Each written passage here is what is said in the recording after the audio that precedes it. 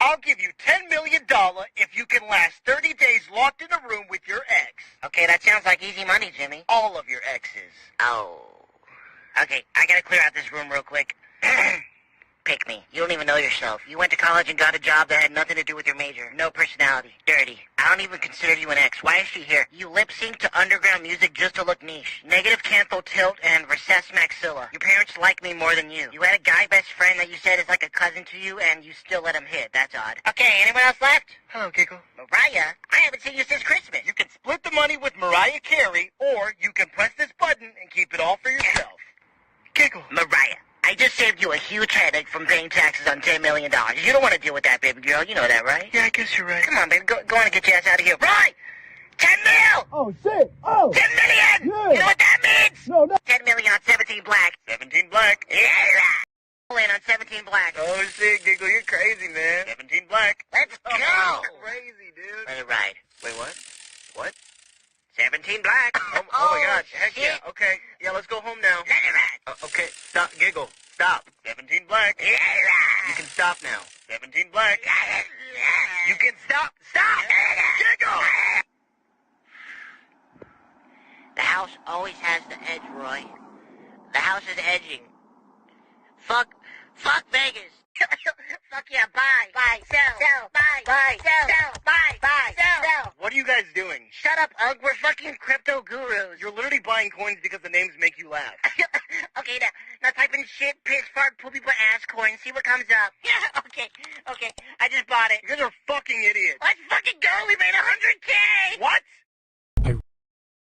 I recently came to the realization that I don't actually need therapy. I just need a bad bitch.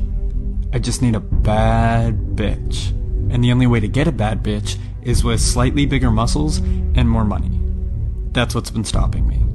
The key to happiness this whole time has been vanity and materialism. I've been worrying about things like intimacy, finding like-minded individuals, and meaningful work, when really, I just needed to start taking steroids and doing summer sales. Because that's what other people look for and desire in a partner, is money and slightly bigger muscles.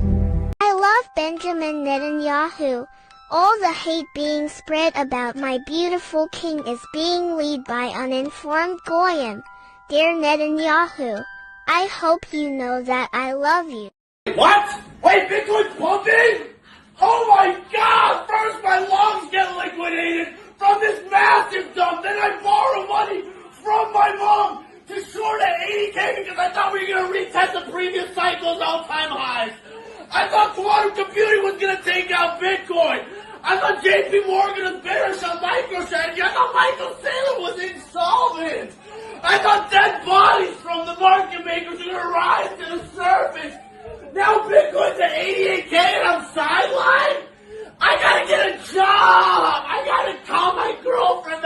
I gotta call my boss at McDonald's to get a new job. This is such bullshit! I hate crypto so much!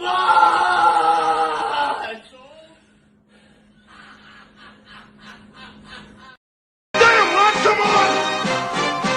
What's the matter with you? There is no tomorrow! There is no tomorrow! There is no tomorrow! Help. Okay. Investing. Don't know what to do, what it is, but I need help. I need help. Okay, so I would recommend, so me personally, I have 1.3 million in XRP. So right now it's about $2 and something cents, but the community knows that when I know it will bump up to $10, I'm going to be basically set for life. So I would highly recommend buying XRP. Why are you crying? What the hell did you just say? XRP. I couldn't even understand what X could even stand for. It doesn't stand for anything. It's just like, XRP doesn't stand for anything like explicitly. It's just like I'm screwed. Crypto men, come this way. Help me. Just put money into XRP and then you're set for life. Put my money in it. Or just spend it all. Whatever you want to do. Well, will the IRS come after me if I, they won't come after me if I do that? You haven't paid taxes in 2 years, so they're going to come after you anyway. Not if I had my money in this XPR stuff. Right? Yeah, you're right. Just do that. These are legit some of my two favorite ladies, bro. Every day, her losses keep growing. I really think XRP could hit $10,000.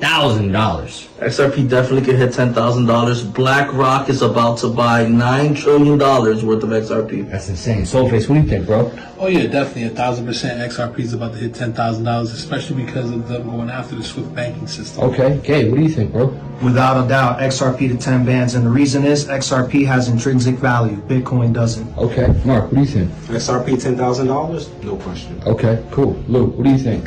Absolutely. Wisdom Tree just recently filed an ETF. It's going to go berserk. Okay, cool. Sage, what do you think, bro?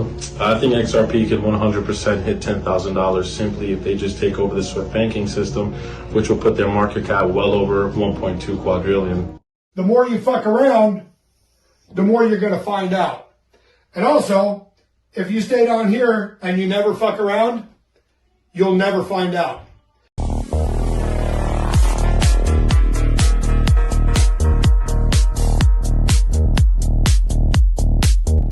Broski, the market is so red, I thought my MacBook was bleeding. This is the end, cuz.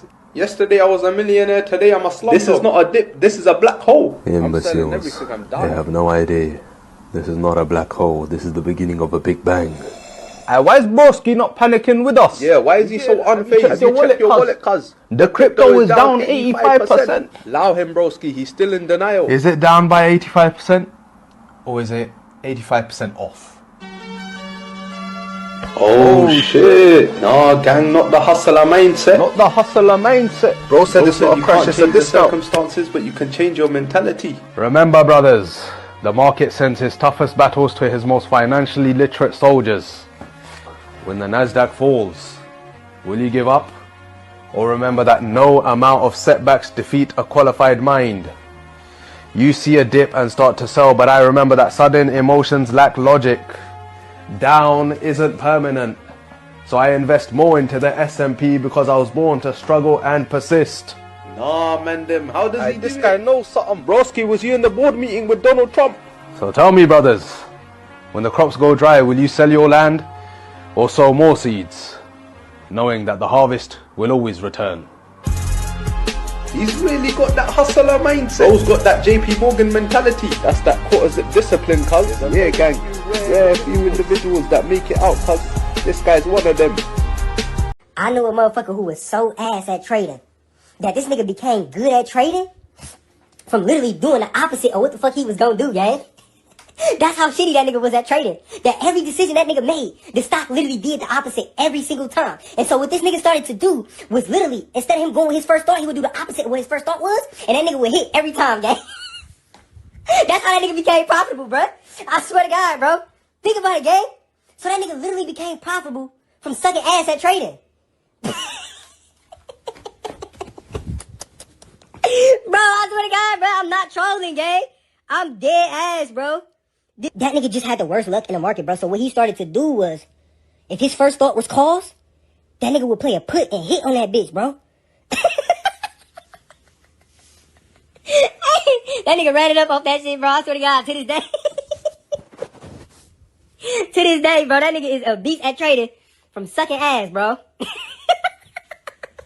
Hey! Lock in for a nigga. You wondering why you ain't made it to the top and ain't got no motion cause you won't lock in. Lock in.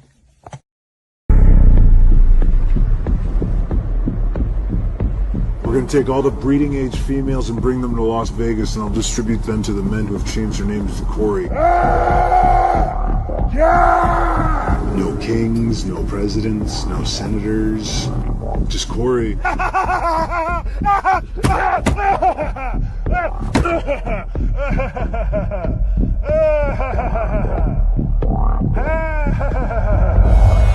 don't need to sleep. I don't use currency. I'm not a part of this time. I used to be 2 Corys, now I'm 1. Oh. What are you guys into? What do you do? We're tech. Oh, yeah. That's all going away. Currency, everything. We're going to flip into a new society. What do you do? I'm outside of space and time. Change your name to Corey. After that, you will be executed. If you don't change your name to Corey in 3 months, you're going to be executed. Nobody knows about that fucking degenerate life when you're fucking down 40,000 and you battle the fuck back. You say, you know what? I'm a fucking strong, independent man. And you're not gonna tell me I should go to bed. I'm gonna battle the fuck back. And I'm gonna fucking get my money back. And guess what? I got my motherfucking money back. That's right. Asset. Well, Bitcoin's the best crypto asset. Okay. What's the second best? There is no second best. There's no second best crypto asset. There's a crypto asset. It's called Bitcoin, right? Right? There's no second best. Okay. But take all your money, buy Bitcoin. Then take all your time, figure out how to borrow more money to buy more Bitcoin. Then take all your time and figure out what you can sell to buy Bitcoin. And if you absolutely love the thing that you don't want to sell it, go mortgage your house and buy Bitcoin with it. And if you've got a business that you love because your family works for the business, it's in your family for 37 years, and you can't bear to sell it, mortgage it, finance it, and convert the proceeds into the hardest money on it.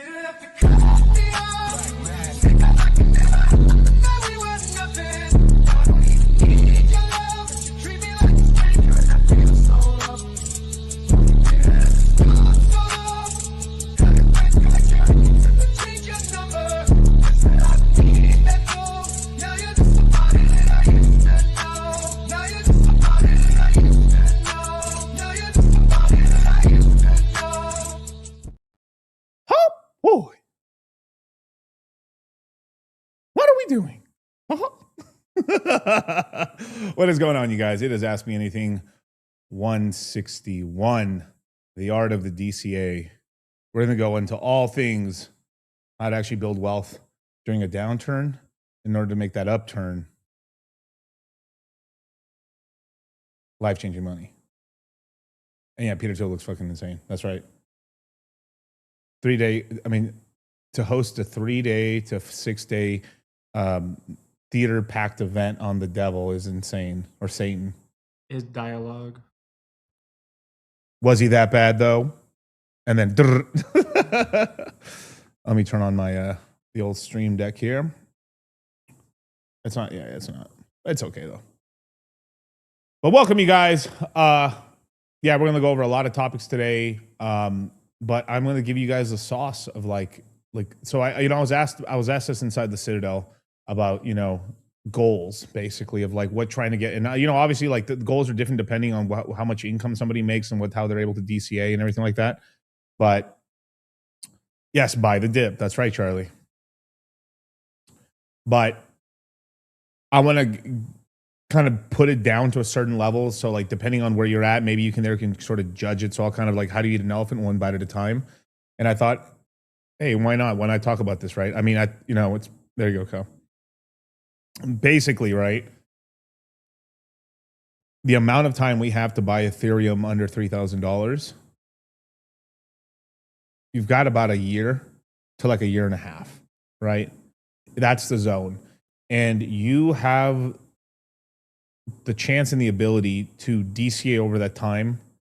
But the lower, we're going to get a very low price on Ethereum at some point, maybe low 1100s, maybe just 1400. That's the low. If this was a low, I doubt it. But like if it was, that'd be pretty cool. But we'd rocket forward basically. But we got about another like maybe 35 to 40% drop on the current price basically. And I don't see why anybody here can't get 10 Ethereum. Obviously 32 Ethereum, even if it's $1,000, it's 32 grand, right? I mean, if it does go to 1,000, like this last bear market, right? Ethereum dropped below, dropped at $700, $800, $1,000. Even in 2025, we were at $4,000. It crashed back to $1,400, and we got to buy it again, right? That's still that DCA at the bottom. They're still in profit. The Pepe DCA only went under profit for like 10 seconds, like a couple days. Now it's back in profit, but I'm trying to splash some cold water on some of you motherfuckers that like you guys. You need to hyper concentrate on Bitcoin, Ethereum before starting to move. Like if 80% of your DCAs go into Bitcoin, Ethereum, you're going to win because you're locking in these low prices because there's new coins that launch all the time. There's always another meme coin. There's always another fucking L1. There's always another L2s. We can get into like you have time to get into the lows on everything else. Usually the only coin that like did almost the same move roughly within the same time of Bitcoin and Ethereum was Solana basically within a few weeks. And there's always one darling, right? Is it going to be a Solana again? Or is Base going to launch and just steal all Solana's thunder? This is all possible. Is Sui going to come back? Or is it Sonic? Or is Pulse Chain? Or does Richard Hart start doing celebrity boxing? He actually comes back to boxing, Kyle, and he just starts starching motherfuckers. Haymakers just start sleeping motherfuckers. He's like Andy Ruiz. All chubby and shit, but he starts just dropping motherfuckers. He starts going to brand risk and just starts starching motherfuckers. Just starts starching. Hyperliquid. Hyperliquid's cool, of course. But it's a little more niche, but it's really good. I like Hyperliquid a lot. I mean, if there's one to own, you'd own Hyperliquid. But asterisk. After the disaster, it's all possible, right? And this is the research that me and Charlie are doing, not just only on this next course, but all the courses for 2024 or 2026. Sorry, the year of them, which hasn't started yet. In T-minus 7 days. How long did God need to create the earth? 7 days. But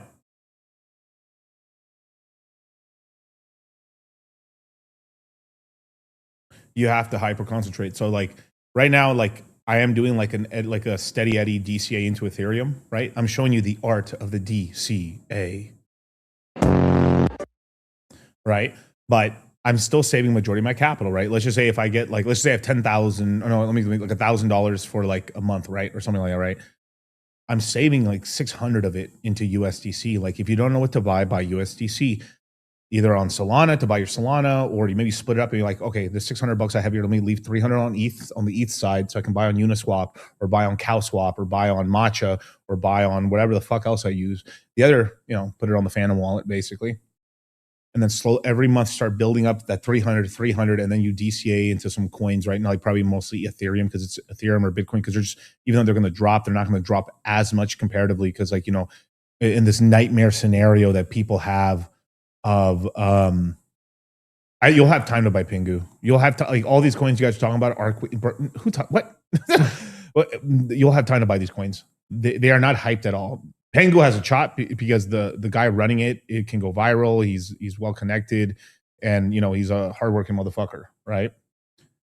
He did shit Nansen couldn't do. He got Penguin. He got Pengu on the Las Vegas Sphere, which is right behind us, while Nansen couldn't do it to save his fucking life. And the money just disappeared for some reason. I don't know, $600,000, $800,000 just went boop.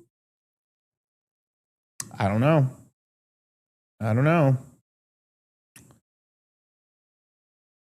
got to use cash to play crypto. Yeah. I have a $5. Oh, that's actually a cool strategy. I haven't heard. Yeah. So that's actually cool. When he's like, I have a $5 to $10 DCA going to USDC daily ads. It does, man. It does. $10 a day in a year. That's $3,650. 100 a day, $36,650. 1,000 a day. Really start stacking up. I'm gonna start getting the narco song. Dun da da da da da da da. Fuck. But I'll answer questions. This isn't Ask Me Anything, right? But I want to kind of go into like the strategy here, right? In the beginning, because like, Miguel, talk crypto. Motherfuckers talking crypto. No, Miguel, no, I don't want you to just talk crypto. I want you to specifically talk about the shitcoin I have. Specifically the one I have. Fine. Thoughts on the credit card? I think it's not bad if you're using a credit card, but if you don't use credit cards and you just go onto a credit card, that's retarded. Oh, let me get they offer you a high, like I think the first $10,000 they offer you at a really high percentage, like 5% cash back or something like that. But are you spending $10,000? Is that like really your budget? If you balling like that in order to like, if it is like, I'm already like, Miguel, I put like $30,000 a month on my, like that, it'd be smart to maybe do it on a business card or something. If you spend a lot on the business, we might as well maximize rewards, get it in crypto and Bitcoin over time or Ethereum. That's smart. But like, why would you like, it's like, I don't use credit cards. Or like I use like $1,000 a month. All right, then maybe just keep it to $1,000 a month, but like don't change it up and stuff. But like, $1,000 a month, you do get that 5% back. All right, $50. That's cool. Hey, $50. $50 is $50, as Cappy would say. He does it for 20. For you guys, you do it for 50. Jack says he does it for 10.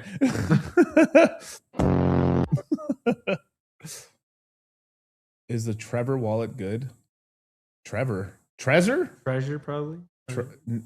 Trevor, no. Trezor with a Z, yes.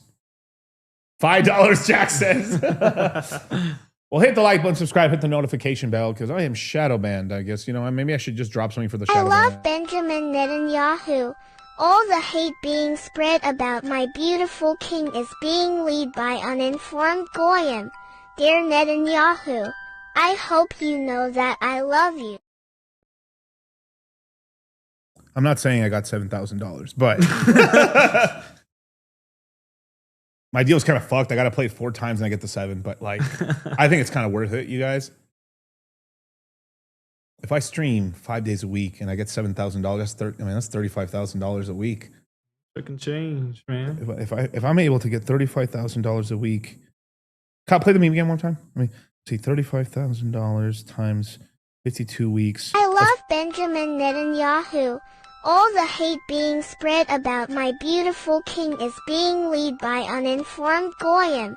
Dear Netanyahu, I hope you know that I love you. The bear market affected not all, shout out to Pokey Wally, but like Wally, this used to be Wally-saurus, Hexawally-saurus. Now he's Pokemon, bro. Yeah, I know that's, I understand with the Wally stuff. I know, yeah, what's up, dude? I've noticed a lot of people in the Hex community getting into Pokemon. But shout out to that Pokemon. There's like a Hex Pokemon channel. Cool. He's actually got a good channel. Oh, yeah. Shout out to him.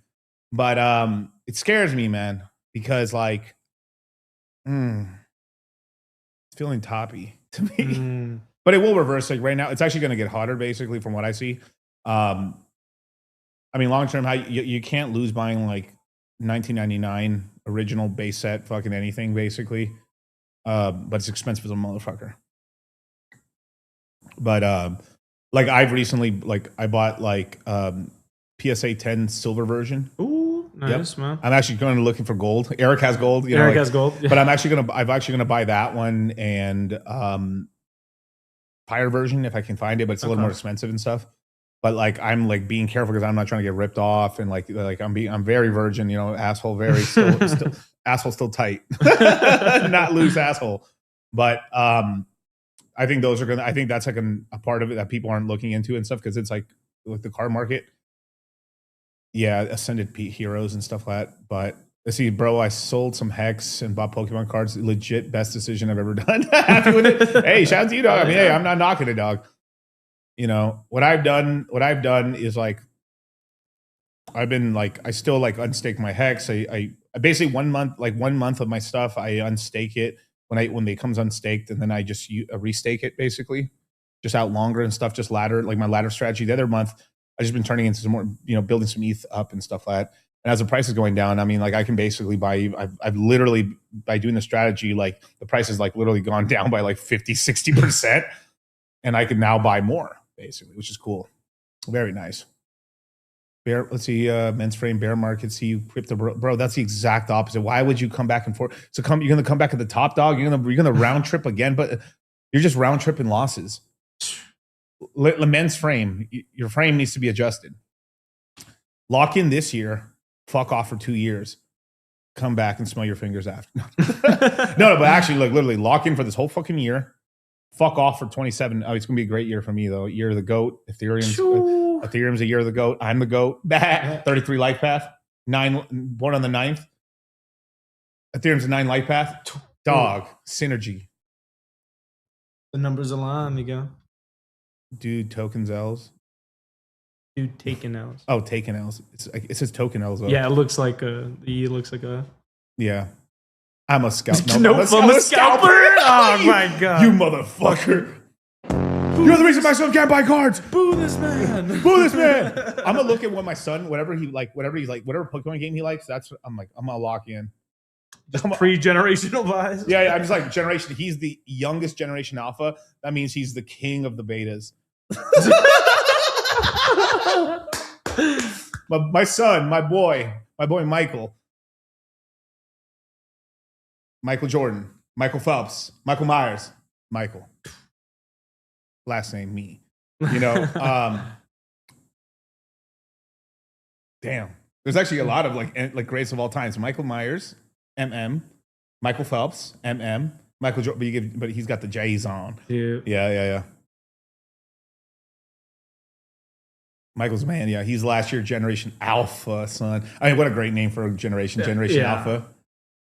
And then we've got to reclassify. Like we can't call this 2025 till 20. Was that? Let me see. You got the math right. 2040 was last year. 2040 should be the last year for Generation Beta. It should be Generation Bravo. I get they want to do a B. Fine. We can't name a generation of little kids Generation Beta. It just can't. No, Miguel. You don't understand. It comes from the stock market. Beta. No, beta. Quiet. Knave. Shut up. Dork. Loser. Miguel Jackson. But fuck. But that's just really terrible, man. I don't know who the fuck's naming these generations, man. I mean, Alpha, man. He hit a triple double. He hit that shit. But Generation Beta, I don't know. I'm just like this is against the law of God, basically. This is horrible, man.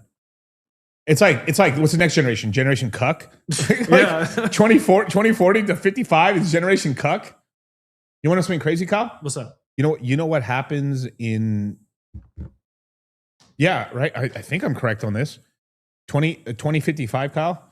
Okay. All my generation hits boomer status. Oh. In 2055. That's when we basically, you know how there was I think it was 2018, almost all boomers were essentially retirement age, almost. Now almost all of them are now, but 2055, I believe all millennials are in retirement age, 62 and a half and above. That's interesting. The retirement home special. Yep. Call them Bravo instead. Yeah, Bravo seems cooler than Generation C. Could be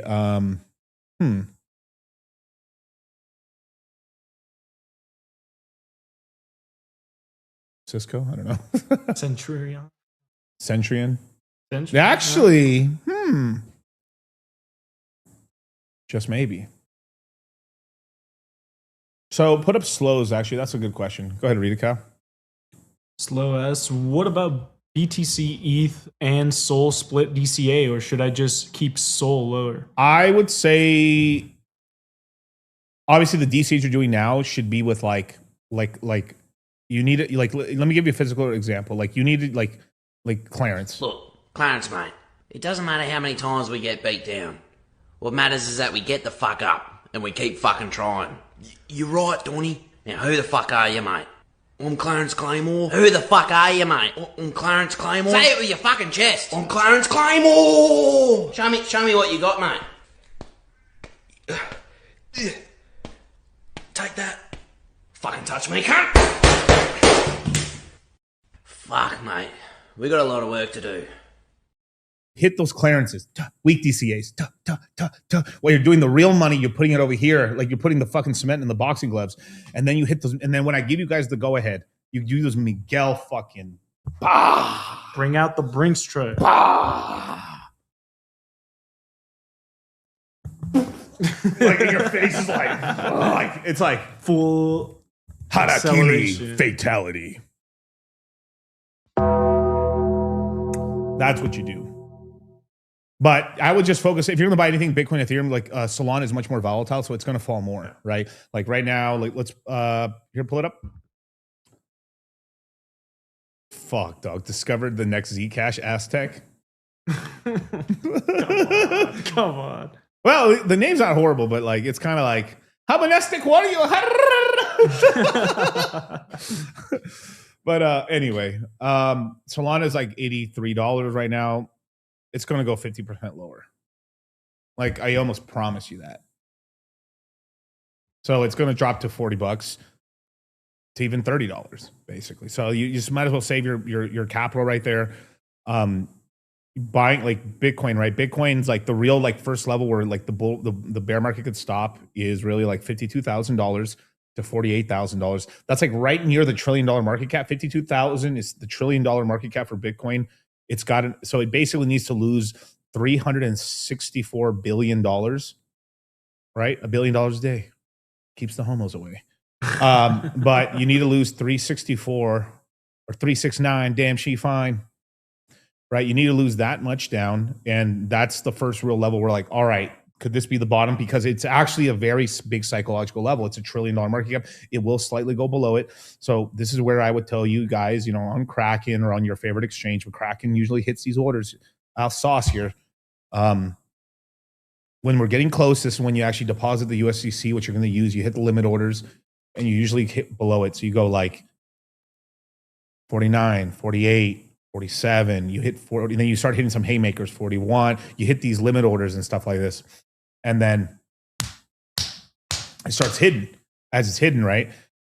And you can catch some crazy shit. And you can, like, I would even set a crazy one, set up like $28,000. Is it going to hit? Probably not. But maybe it does. Because sometimes the exchanges got like low liquidity and they go down. And you're like, I only had $1,000, like, I only had $1,000 or I had a $2,800 DCA at 28,000. I got a tenth of a Bitcoin, dog, on the wick. Ooh. Hell yeah. The lower Bitcoin goes, the more the DCAs. All right, put the screen back up. Right now. Miguel, I can't do math. It's okay. I'll do it for you. Okay. You got 10 fingers.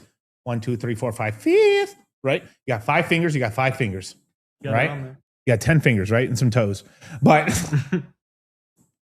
a tenth of Bitcoin or 10% of a Bitcoin, this is all you got to do. I'm going to show you the math, okay? You just put your finger over the 0. And that's the amount of money you need to DCA.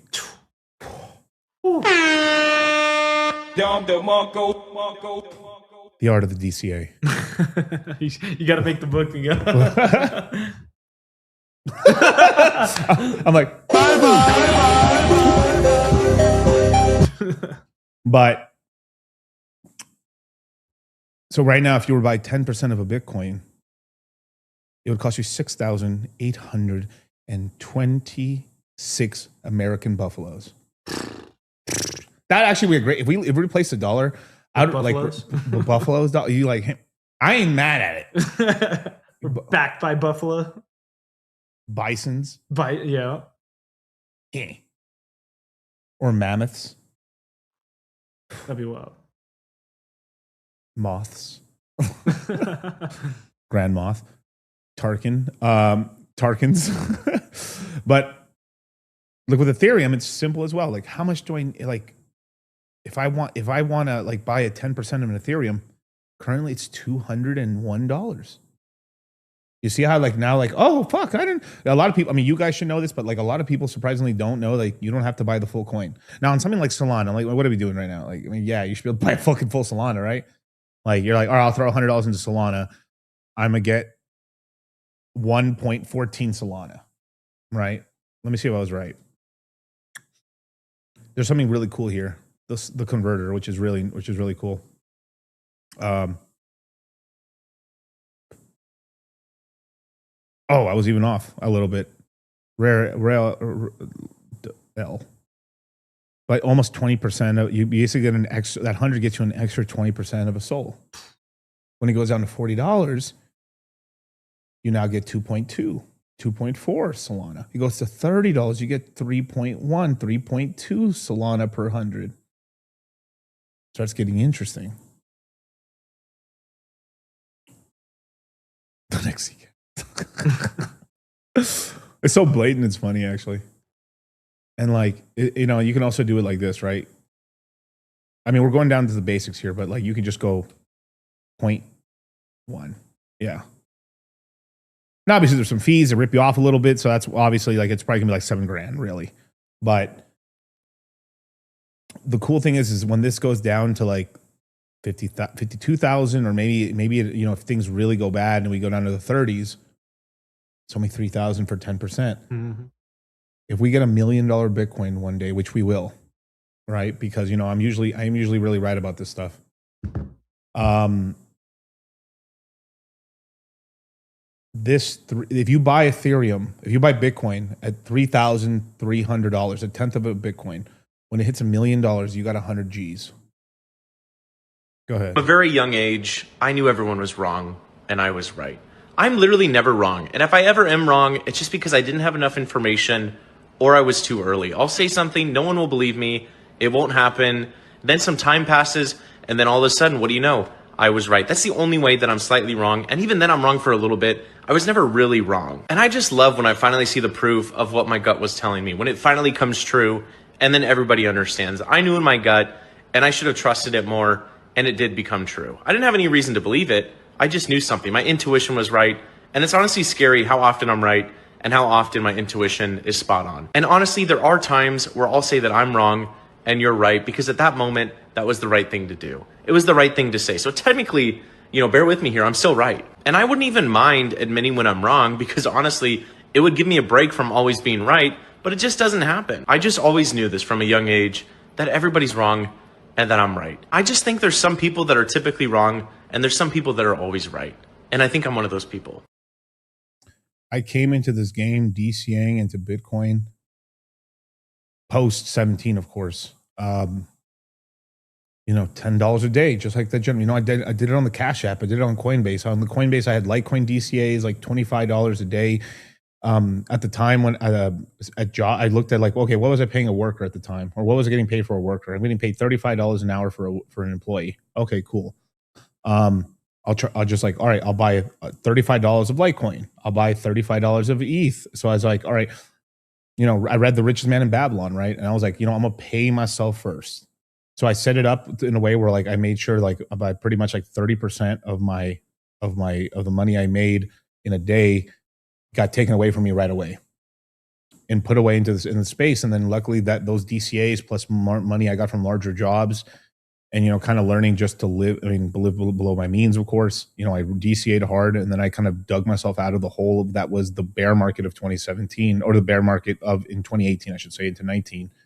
And, you know, I was able to make my money back, basically, and get into profits, you know.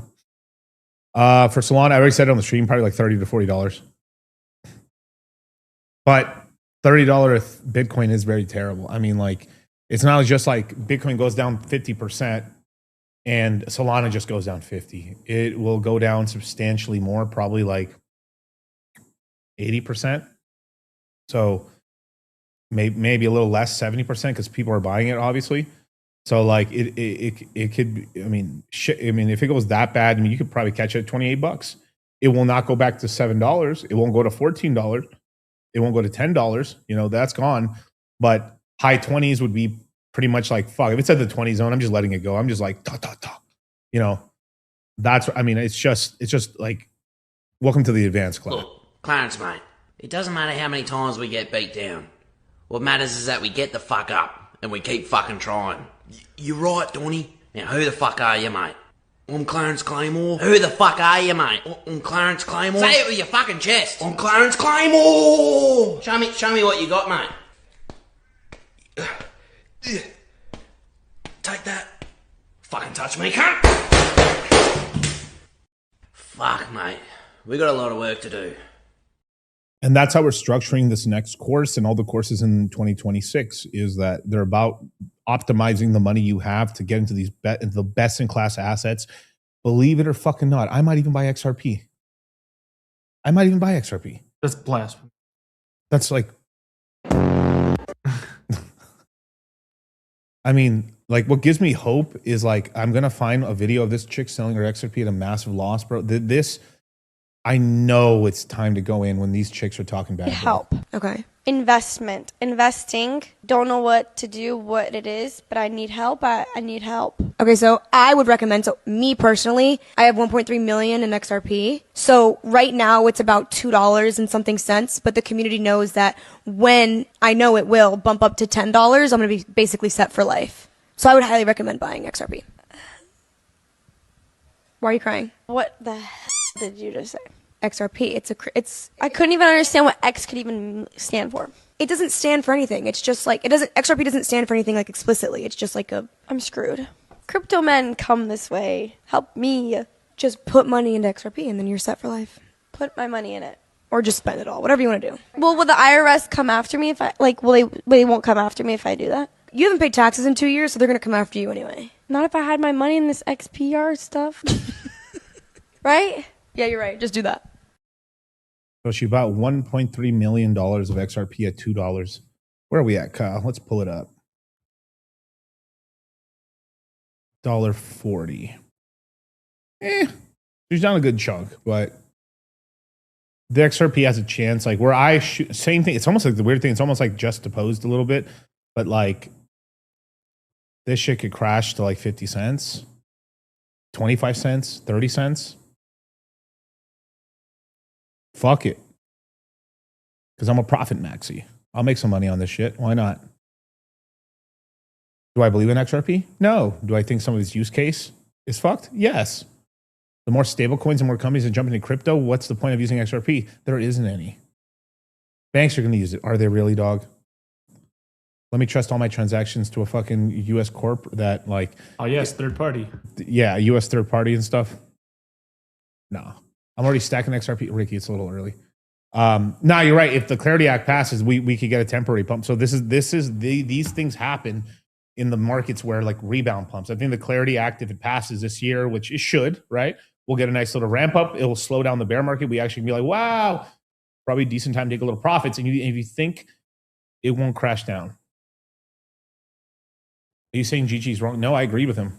I've been agreeing with GG. Me and Charlie have been saying GG's right on this. I mean, all of it lined up together. We've been saying since I did a stream with him in late 22 and 2023 and 2024. I've actually been the crypto guy who's done the most interviews with GG. He's a good friend of mine. Shit, we were gambling here at fucking Caesars like 5 days ago. Literally 5 days ago, hit some big sports bets. Shout out to the boy. I think we hit up I almost won about 40 grand. Sports bets and shit. I just couldn't. I at home and during the Super Bowl, I knew what to bet on the Super Bowl. I just didn't get in there in time because like the odds, like live betting, you have to be at the casino or have like the Caesars app downloaded and verified and shit. So I just didn't. It is what it is. But like that was the most boring football game ever. You guys, that's probably the worst Super Bowl I've ever seen.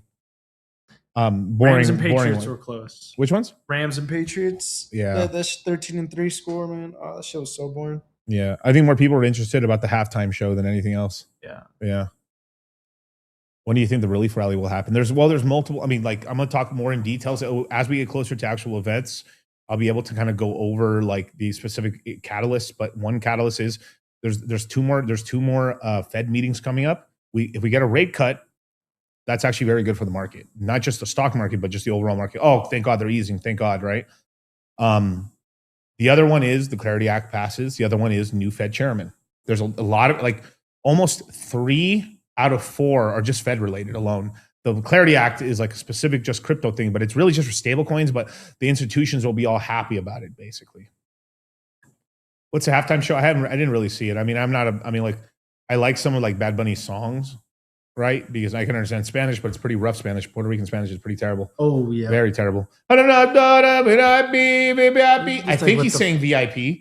I could discern that. I can discern. It's so crazy. I try to remember the lyrics and I couldn't do it, so I have to mumble it in order to get the wrong. Da da da dee da. You see, I'm not even saying a word. I'm like, da, da, I'm just saying it with a Spanish accent. Da da da dee VIP. Hey, like, what the fuck am I saying? I'm mumbling in Spanish, in a Spanish accent, is what I'm doing, and then saying in English, VIP. Oh, yo, I know VIP. Yeah, I'm in it. Yeah. I'm cool. I'm cool. I'm cool. I got the table. Yeah, Bad Bunny's like I've a said that mumble before. rapper, He's a mumble rapper. Yeah, he's a mumble rapper. He's a mumble singer, basically. But that shit hits when you're drunk as fuck in the club. If you're just, you shouldn't be drinking and It's shit. a vibe, right? It's a vibe. Yeah, it's like walk a fucking flame, one hood ass, and two. Yeah. Only Right. quantum resistance. Why people get mad that they don't understand, bro? We don't even understand. I legitimately, I think I can understand 30% of his lyrics. 30% of his lyrics.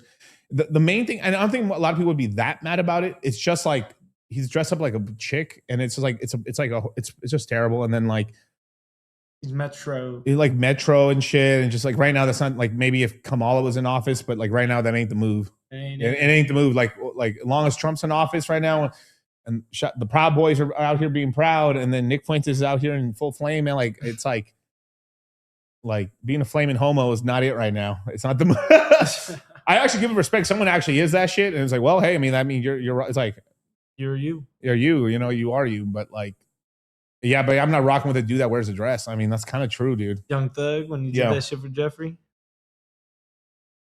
I just realized 6ix9ine's Latino. What do you think he was? Because he was like Bad Bunny's the Latino 6ix9ine, and he was like, oh wait. No, not really. No, because he's not saying anything that's like that spicy or anything like that. And the big thing is he had this one big music video where he literally dresses up like a fucking tranny dude. Yeah. Or chick. I don't even, whatever. A tranny. You know, it's just like, as a Latino, I can speak as a king of Latinos, because Puerto Ricans are lesser than. This is facts, by the way. This is like Korean and Japanese with South. They're lesser. Bro, they're just lesser, dog. Let's just stop it, bro. I don't want to hear this cope. Bro, I remember in high school, the Puerto Rican motherfuckers getting beat the fuck up in high school. I didn't participate. There's some of their friends. But I'm like, dog, why are you fucking doing? Why are you egging this on, dog? And then just seen the next day at lunch and shit. We're sitting at the outside quad. We used to sit in the back at Monterey High, and he just fucking lip all fucking swollen and shit, head down. I'm like, dog, what did you think was gonna happen, dude? You're like a junior, like it was like juniors. No, I'm sorry. It was freshmen and sophomores against a bunch of seniors. Like, what do you think? Belt to ass, dog. What do you think was going to happen? And you didn't even have a numerical advantage. It was like anyway. Even numbers at a loss. Yeah, it was bad, bro. I honestly think my Filipino dudes could have took him too.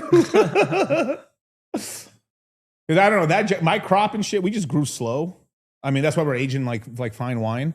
But like we just grew slow or something. So like when you're in ninth grade and shit, you look like you're still like a fucking middle schooler. It's just the truth. Like, hey, what'd you say? Jumping up. You're so short still. Yeah, but anyway. Did you notice how they had no closed captions for the halftime? Yeah, I'm not surprised because it's like there's some shit, But there's some good songs. Of course, they sound good, right? But it's slop. It's goy slop. Latino goy slop. But I don't know. Did Peso Pluma deserve to win an award? I don't know. Good song though. It was an okay song, of course, but like, really though, like, yeah, you know what I'm saying? Gonna be? Is it really at that level? So they're for paid for. That's yeah, it's why, paid man. for and shit. Come on. Like, where's Peso now? Yeah, exactly what I'm saying. And even now, like the narco music's not hitting. Like it's hitting in the real beaner ass areas near the borders and stuff. Yeah, but it's all mostly fucking banned almost everywhere. You can't even play it. You can't play it. And then two on top, so it's starting to. And then two, it's not hot right now. And then all the ICE supporting Latinos are like, yeah, I'm not. I like. It's almost like we're closeting listening to narco music. Yeah, yeah, it is because like it's seriously that's what's happening. Because you don't want to be at Luciana and get your ass beat out there. Play that shit in Mexico, bro. No, thank you. And anyway. It is. I'm gonna say it is the hardest music because they are actually being real about it. It's for real. Yeah. Like fuck gangster rap. No, they're being for real. But it's like we don't like these motherfuckers because what they do to people. It's like Memphis death rap. Yeah. Exactly. Go to DeFi Hustle. Go ahead. DeFi Hustle with $6.99 Canadian. Would you say it's the right move to sell alts on the relief pump and get into BTC and ETH? Yeah, but after BTC and ETH come, not all. I mean, like if you like something, like there's certain bags I'm just not selling. Like somebody asked earlier, like I've got like a bag of nobody, and well, nobody I might add to, but like Roy is an example. I've got a supply of Roy that I like. I like the coin. I think it's going to run at some point. So I just kept it, but like it was a cheap meme coin. Like it's like a sub $1 million meme coin, $600,000 market cap. 684 right now. 684, right? You know, so I'm okay. You know, so I'm like whatever. I don't care, right? But like I was like, I got a percent of the supply I like. I'm just chilling. I don't care. With nobody, like say sort of the same thing. I mean, that one I could take a little profit off of because the market cap go higher. It's more real money. And then just buy back later, basically. That's kind of how I'm playing it. Because I've already cashed out Solana already into USDC already. So I'm already holding some nice like, yeah. Oh, that's funny. He's like, most ICE aren't ICE agents. Aren't most ICE agents Latino? And it was like, or aren't most? Yeah. No, it's 30%. 30% are Latino. Yeah. Still a good portion, but yeah. Let's see. Significant demographic within the agencies outnumbering Black agents 2-1, Asians 4-1, and specifically up to date public. So basically, it's like, so if I got this, okay, pull this up, Kyle. Yeah.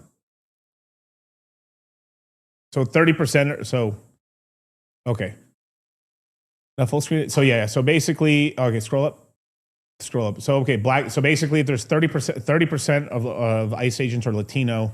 15% are Black, 7.5% are Asian, and the rest is white, basically. Yeah, it's the Border Patrol that's 50% Latino. You know.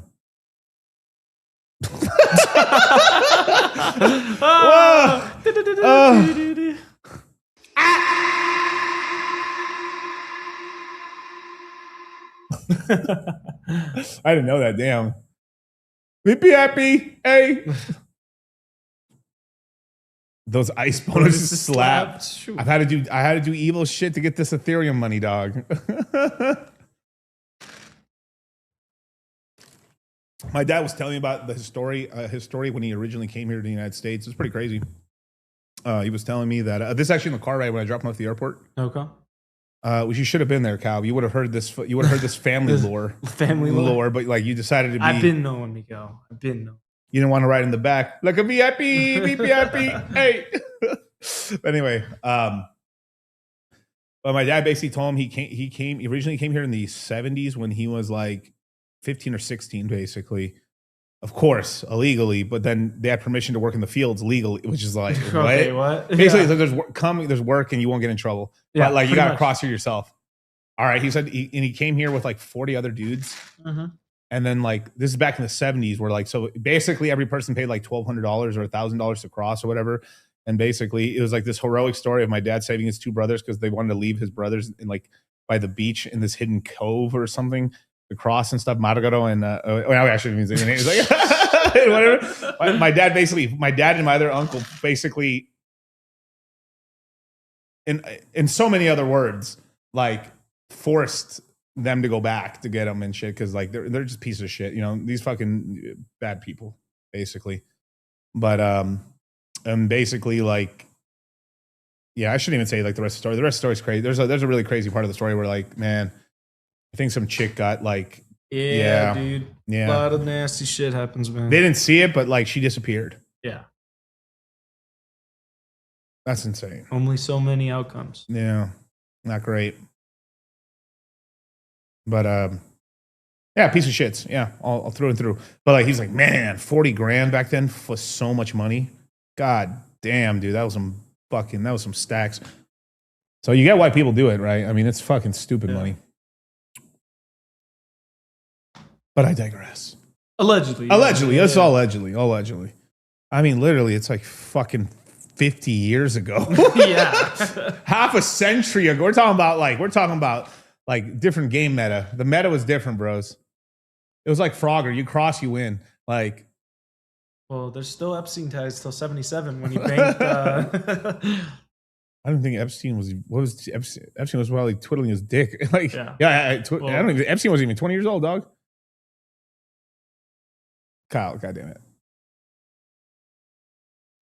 Janet Epstein, 1953. 1952 Nah, he to would've been in his 70s. He was he in his 20s? Yeah, he may have been 18. Yeah, this is when that's when Concurrent Institute, when he was mathematics science. It's 1971 to 74. That's Could be right crazy. after that, yeah. Imagine being his sibling, Mark Epstein. Click on Mark Epstein. Heard that. No, no, to the overview. The right. Down. Right there. What's he do? American Nickname Pudgy. Hold up. Pudgy Penguins. Hold up. Wait. Hold Share the up. screen, Kyle. Alright. Wait the fucking wait the minute. fuck up, dog. One of the only coins from the NFT era to actually convert over.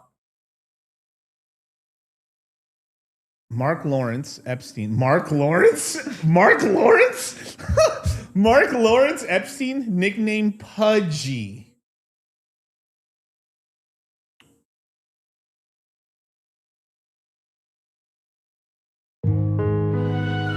I don't have proof here.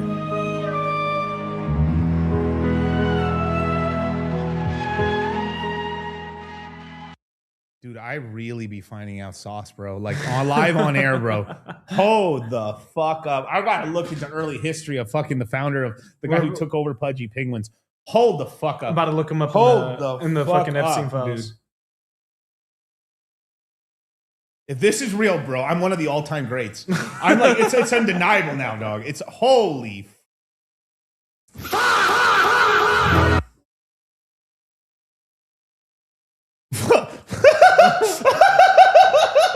No. What are the chances his nickname is Pudgy? How?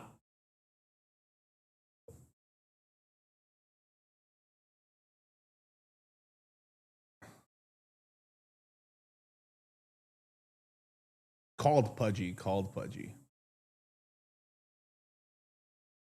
Pudgy the fish? Wait, hold up, wait.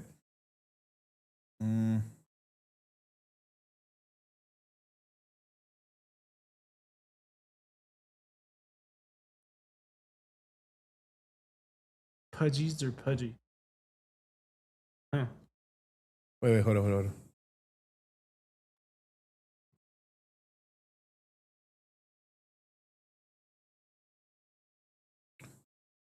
Look at Pudgy Penguin's current owner or current Pudgy Penguin. Yeah. Oh, if there's a connection. Oh my god, bro. You can't escape the shit. You can't escape. Just like, let's just look at this for fun. Owner. Yeah, owner. Luca Nets. Luca Nets. Luca Nets, who's acquired digital owner in 2022 for. Look up Luca Nets.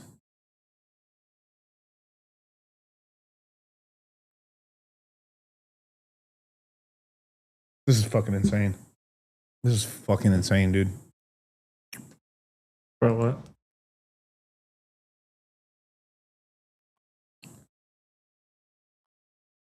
"26 years old, which he acquired it in 2022. Under the leadership of his brand, $15 million toy sales. Okay, look up Igloo Inc., which is probably the holding company for it. Put it in a new tab. Igloo Inc.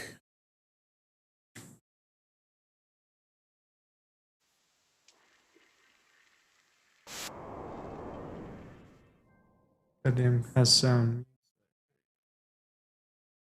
Cool website though. My god. Yeah, it's actually pretty sick. What the fuck? That's how you make a website, man. You want me to pull it up? Yeah, you can pull it up, man. I come back for crypto and we're out here solving crimes. No, it's just like, why was it getting so much support? Now it's a great idea. I came up with this theory. I mean, really, like most people, I started seeing people on Twitter making entire articles about what I was saying, which is called the IP. It's called IP coins basically. So this is an IP coin. Okay, go back down. Venture fund. Chinese Inquisition.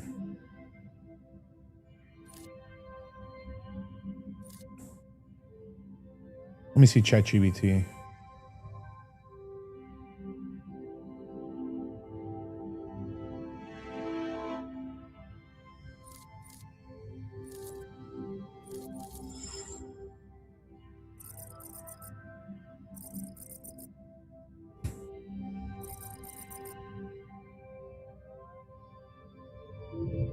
Well, there's two Igloo Inks, but the crypto one.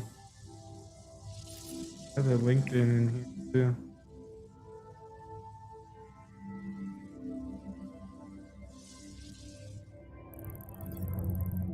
Damn, so it's like a loop. Yeah.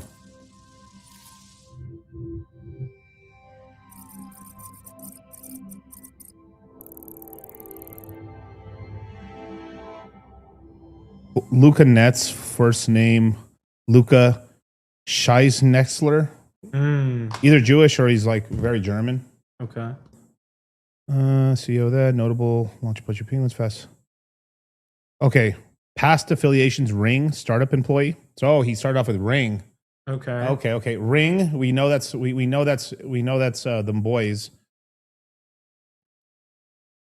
Von Dutch and Gel Blaster. What the fuck is Von Dutch? Helping. Oh, Von Dutch and Gel Blaster. Early career.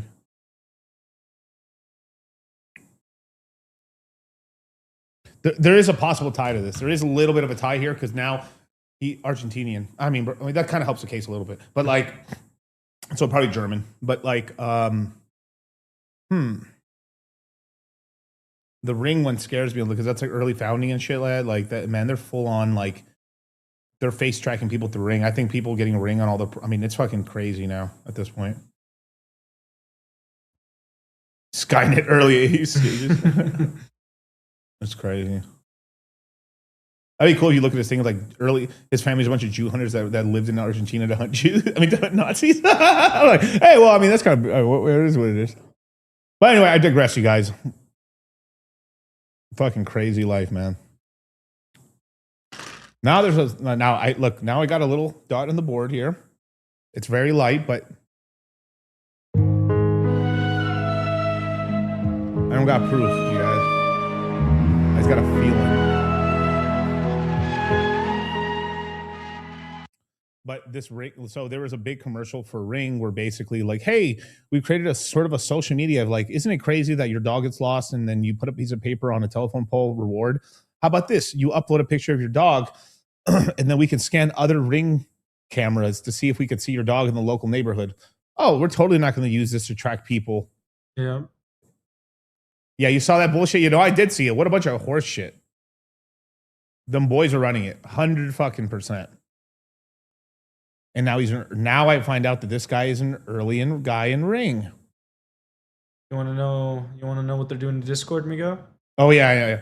If you guys are right. So we use Telegram based, right? We've told you for years that Discord's ass. It's always been ass. But CryptoPro, I have to use it because CryptoPro just will not go to Telegram for some stupid fucking reason. It's because it's a lot more customizable, I will say, right? They have it, but fuck that. Yeah. And now they're going towards that. So now, like, basically, of course, an Israeli company. Of course. Recently owned. Recently owned. Yeah. I love Benjamin Netanyahu. All the hate being spread about my beautiful king is being led by uninformed Goyim. Dear Netanyahu, I hope you know that I love you. Yeah.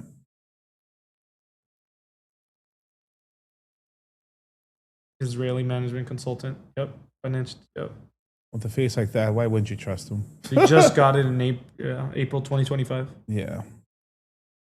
I mean, this is going to sink. This shit's going to sink Discord. The thing is, it's going to be propped up. It's going to be held up just by retarded gamers, basically. Yeah. But pretty much they want to put face scanning software in so you can log into your... You basically can't log into Discord without scanning your face. And an ID. Is key to BS? I think it could be, but I don't know, man. I know why you guys are asking that. The track record is pretty shit, if I'm being honest with any recommendations. But just study, bro. You know, you'll figure it out. You know.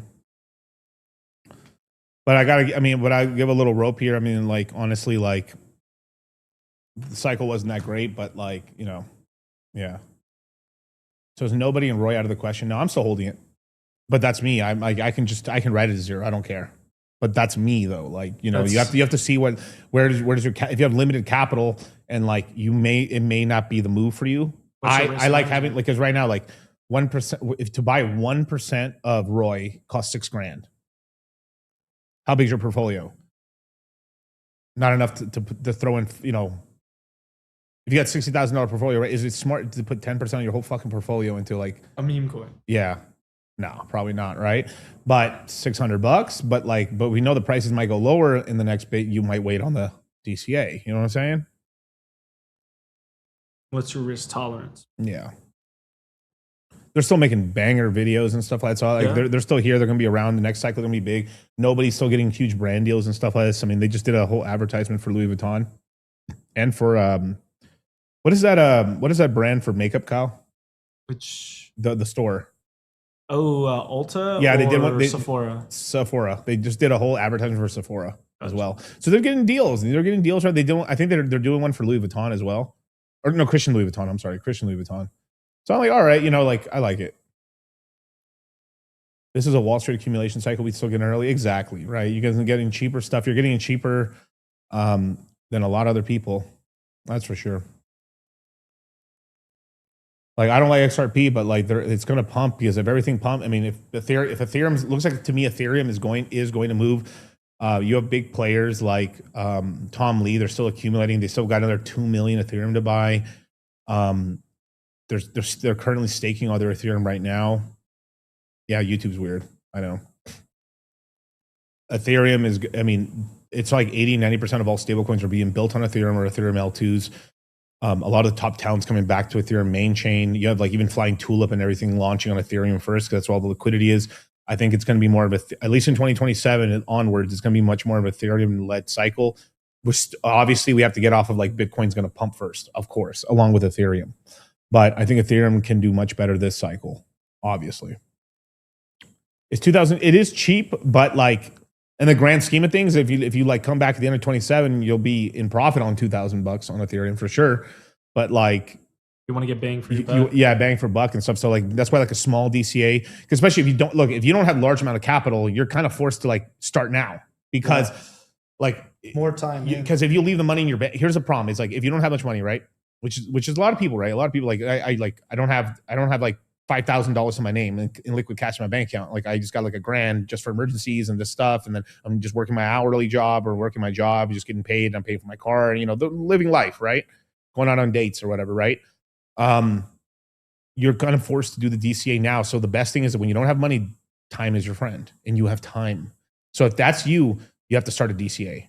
And this is why, like I say, like whatever DCA you can handle, cut it in half, do that. And the other half, DCA into USDC. You can set that up on Coinbase to just create that DCA, leave that capital there, because what happens is if you don't DCA right now, you're just not going to accumulate as much. You just won't. I know you won't, because you can't like save, because if you had the ability to save that money, you already would have had in your bank account. A lot of you guys suffer, like less of you guys, because you got taught this over the years, but some of you guys still suffer from this.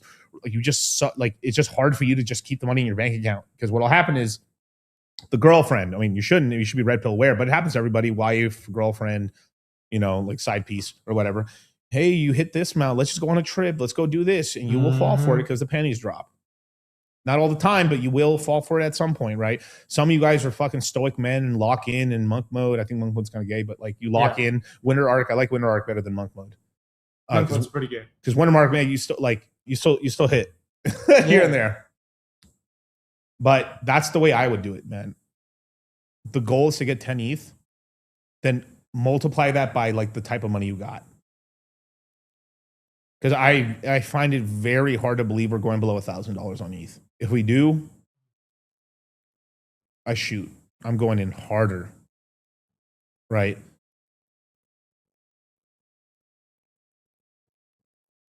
Dave, it's exactly. I've taught this in the courses. I'll be teaching in this course as well. So I noticed it's easier to save in Bitcoin when it's in your bank than it's in your bank account. Even USD Tether is better for me, exactly, because you take the same reason why people when you deposit automatically into your 401k, it grows. There's a reason why, like, there's a big reason why, like, over the long term, people put the math out. No, it's not. It's not renting versus buying. Mm-hmm. The reason for most people why buying a house over the long term will make you wealthier. It's if you look at the math, it's better renting. It is.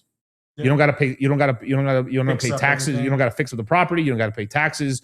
You just got to pay the upfront cost for staying there and maybe whatever your house bills are in terms of electricity or whatever. Or sometimes it's covered depending on the type of property you have, right? Or you're renting. But usually renting, at least right now, as the rents are going down, it's cheaper to rent. And if you're a smart person and you're able to like take the extra money and put it in the market, which a lot of you guys here are, but most Americans aren't that. You need to like have things where it just hurts you and take the money away from you and you just figure out life afterwards. So over the long period of time, most Americans' wealth ends up being in their house and a little bit into like their 401k, basically, right? Most people are only doing the match, which is at least a smart way to do it. Some people aren't even doing that.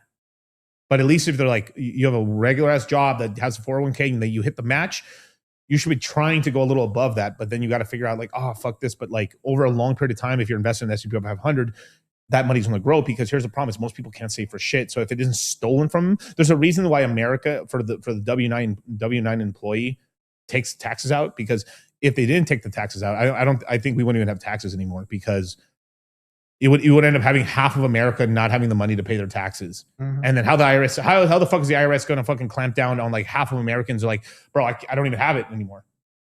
And so you like, it would, and that's why they do it to W9 and government employees. If they just gave you the money like you had your own business, they wouldn't be able to do it. Yeah, it's a savings account on steroids, exactly. And we know that a Bitcoin's cyclical. It's going down for this little point right here in 2026. You can accumulate it. What's going to happen in 27, in 28? Your savings are multiplied. I don't care who you are. Like, unless you get lucky on the stock, you are not going to double, triple your money in a year, 2 years, 3 years. You can maybe do it in 5 years of the stock market on a really good stock that's like pumping up 25% a year, 20% a year, 18% a year, because it compounds on itself. But it'll take you 5 years to do it. It's just there's a bit of a timing issue with when you're up that much on money, you just got to pull some out, keep some Bitcoin for the long term, pull some out, rebuy back in, and your wealth just keeps. That's why you can outstrip wealth creation. The problem is people get very degenerate when they jump in. You know, when crypto's at the hottest, they want to jump all into the most riskiest shit in the world. Now, if we did get an alt season, it could pay off, but we didn't get that one in 25. 24 we did, 23 we did. So speculation totally worked.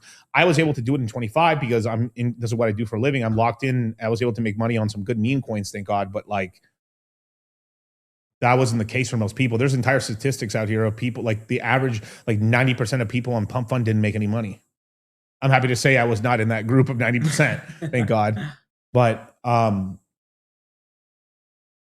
this is a sad fact. This is a real fact, by the way. Like, I'm going to give you two factual facts. All right. The first one was a study done by Fidelity back in 2015, I believe, 2014, that they did a study of their most successful clients.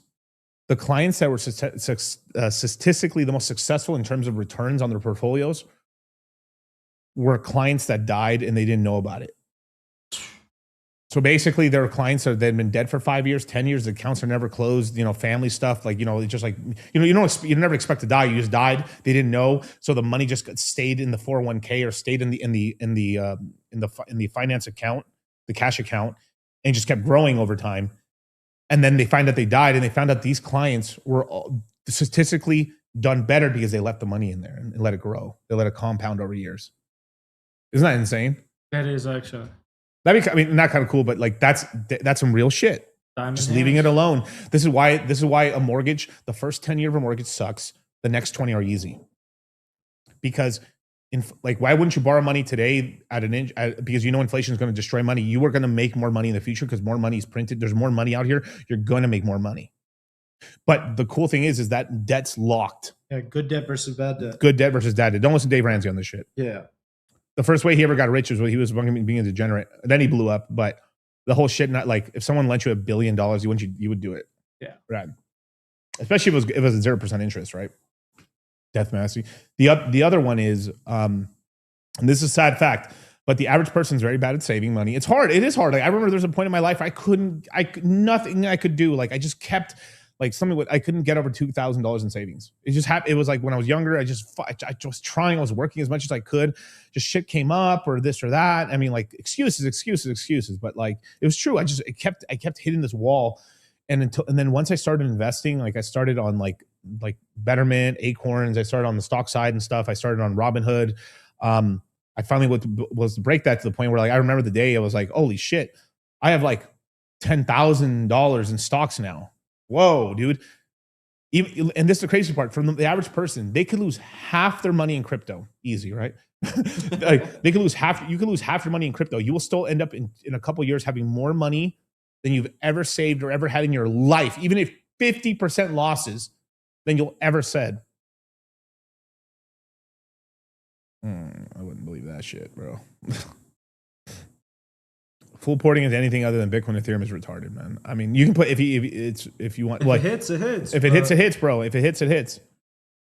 But can't cry in the casino. Yeah, they can't cry in the casino. Now, if you decide to take a risky bet on it, hey, shit, it could hit. It could hit. But like, I don't know why he's recommending it now. And like, until it would, well, if obviously, like he came in the stream now, but like if he came in like 3, 4 months, 9 months later, then like, yeah. But like the thing is like the risk appetite's going to go down basically. Like the same thing with Hyperliquid. Like I do believe Hyperliquid, the Hyperliquid could two things are either Hyperliquid is going to go up retardedly or it's going to fizzle out like GMX. Another kind of utility coin. It's basically a better GMX essentially, right? But what Hyperliquid is, I like Hyperliquid, but if Ethereum doesn't do shit, Hyperliquid isn't going to do anything. Maybe it could be $80, $50 tops. But if Ethereum just fucking like flatline didn't do shit, what do you think Hyperliquid's going to do? It's going to suffer tremendously. Now, if Ethereum actually moves and we get a bit of an alt season and Bitcoin moves up as well, then Hyperliquid can do really well. But you have to get those two first. It doesn't just get superseded by this other thing because of that. Like it doesn't happen unless like there's only a couple coins that do a Solana run because they kind of go mainstream and stuff, you know. The one coin that I've really been looking at for a while now that could usurp Solana for a while. It could actually hurt. It finally have competition is Base. The token hasn't come out yet. I'm not farming I am 0% farming airdrop farming like Base. That's just not happening. But there's tokens and ecosystem plays that you can do inside a Base that are positioned now that you can make some big money on, but like why like lightly DCA and buy bigger later, basically.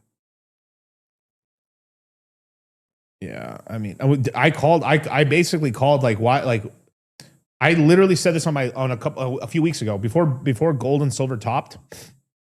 I told people like I'm a crypto guy. Why would I jump to precious metals now? Right? It's not like Pokemon. Like I've been in Pokemon I know what Pokemon is. Like I get it, right? But like that's not our game. So you have guys that like I've never heard these motherfuckers other than like B-Roots talk about silver or gold.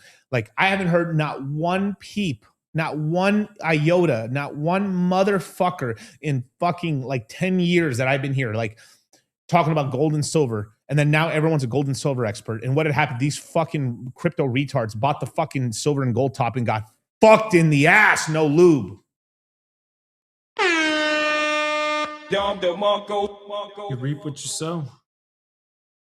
Am I right? Like that's what happened. I'm not saying gold and silver won't go back up in the future, but why? Like that's insane. That's insane. Like what are we talking about? Like they're all talking about gold and silver. Like after it already, not even buying it at $40, but they're like buying it at $50, $80, $100. Do you know how many fucking crypto guys got people to buy? These crypto influencers got people to buy silver at $100 fucking dollars. It's not like the recovery game is not the same. It takes forever for silver and gold to move, dude. Like, oh my God, man. Like, that's why I'm willing to buy the Pokemon shit and just wait on it for like, I'll sell it in 10, 15 years and make a fortune off of the millennial boomers trying to buy their childhood back. Right. I called this out. I was like, what are we fucking doing right now? Like I have silver, sure. I made money on it. Cool. Try to sell it. You literally, when it was $120, you were lucky to get $90 or $80. Seriously. Now, if you're selling 1 ounce, yeah, maybe they might be nice and be like, all right, kid. Like, there's pictures of things of like they took a little girl or a boy to sell like a couple ounces. They're like, I'll pay you 500 spot. Okay, thank you.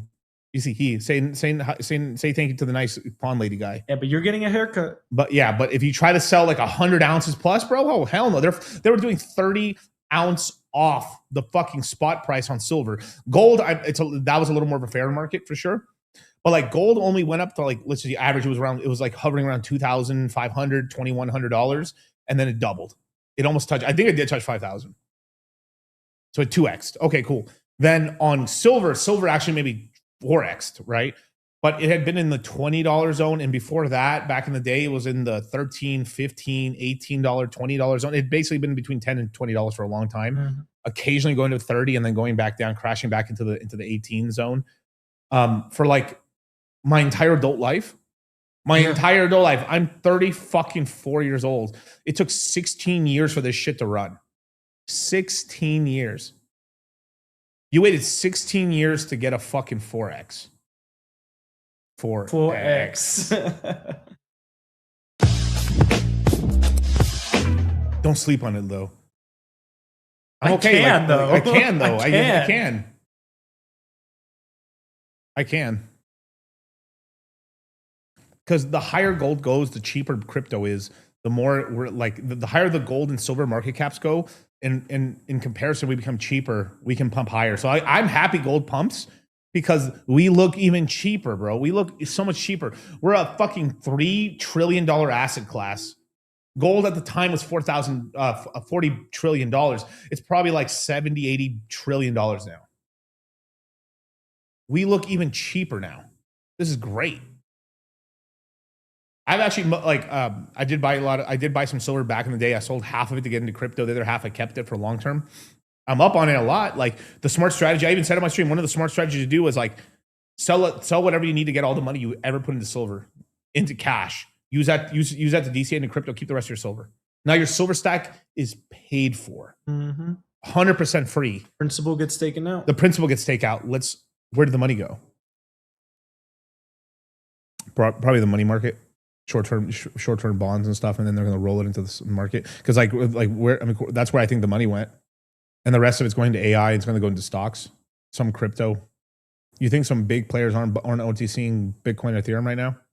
Yeah, that's where it's going. The art of the DCA. There's many people who use the strategies, not just the average guy, but big guys. Bitcoin took a big L as the aspect of safe haven, brother. Are you new here? Are you new here, brother?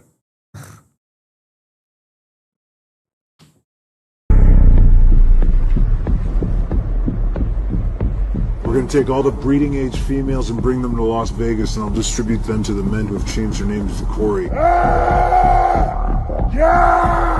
No kings, no presidents, no senators, just Corey. I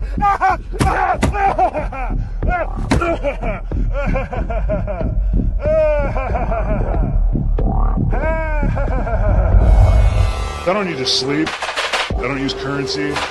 I'm not a part of this time. I used to be 2 Corys, now I'm 1. What are you guys into? What do you do? We're tech.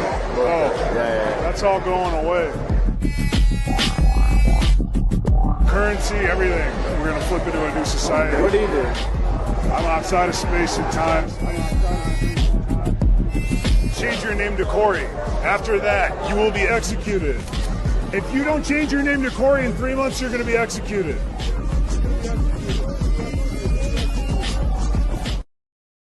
Look, Clarence, Ricky Clarence.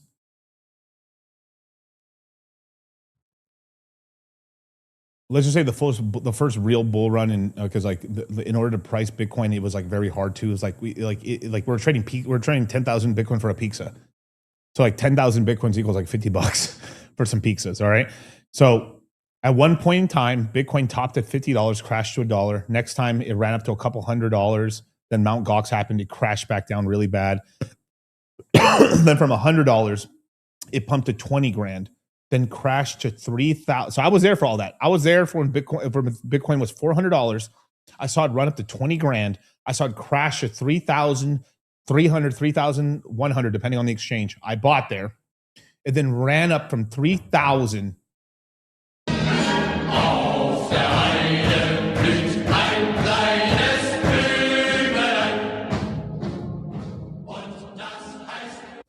I saw it run from $3,300 to $69,000. Then from $69,000, it crashed to $15,500. A lot of you guys in this chat were with me here.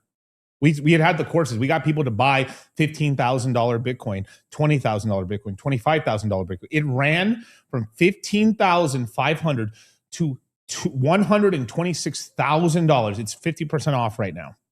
It's going to crash a little lower, 20 grand to 30 grand lower. And then it's probably going to pump to 200 grand. It's digital gold. Your safe haven gold also drops in price. I've seen gold go down 50 fucking percent.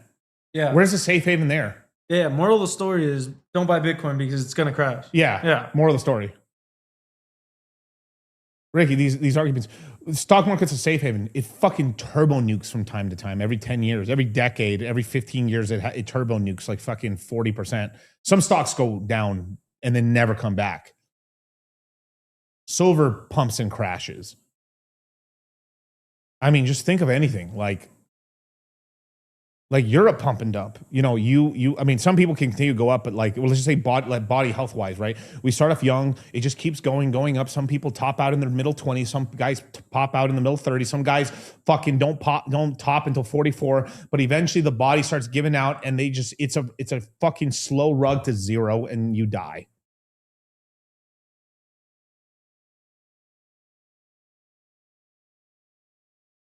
Everything goes up and down. Your housing wasn't house supposed to be a safe haven? Mm-hmm. They fucking 50% crash.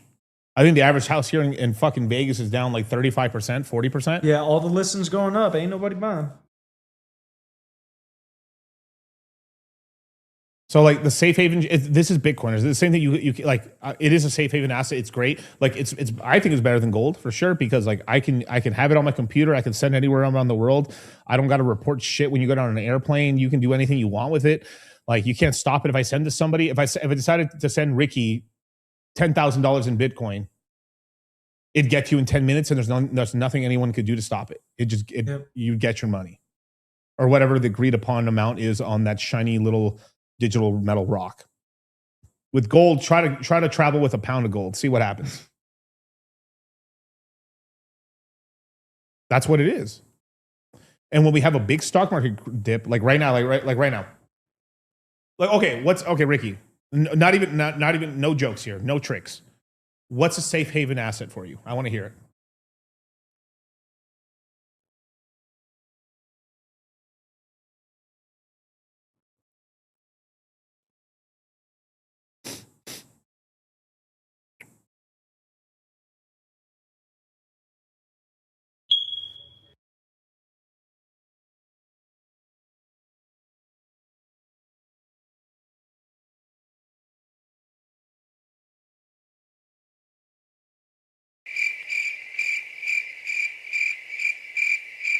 What does security mean?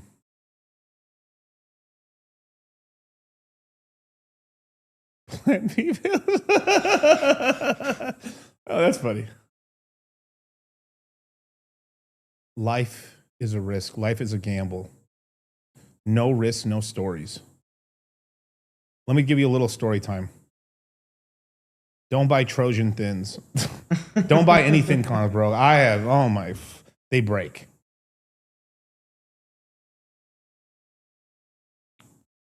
Bro, I'm not saying gold's better than Bitcoin, but you're implying it. Yeah, you're implying it, dog. You're saying it's like it's not. What happened to Bitcoin being a safety? What happened to being a safe haven asset and stuff? Okay, what's gold then? That's a temporary narrative, regardless. Yeah, there's no such thing as a safe haven asset. My church is is impregnable and stuff. Give me 20 good men, I'll impregnate that bitch. You know, it's like you're in England, Northumbria cannot fall, and then here come the fucking Vikings. Fuck! People get attached to temporary narratives, temporary pockets. Yeah. Look, and I like Ricky and stuff, and no, I know he's trying to I'm trying to teach him on this stuff and everything. It's my job as a 33 in crypto, but that's what it is. Like you have to risk. Like oh my god. Like here's another thing. You can actually everything you do kills you. Like breathing oxygen eventually will kill you. Mm-hmm. You know, you could fuck up your hips from fucking squatting, Kyle. Did you know that?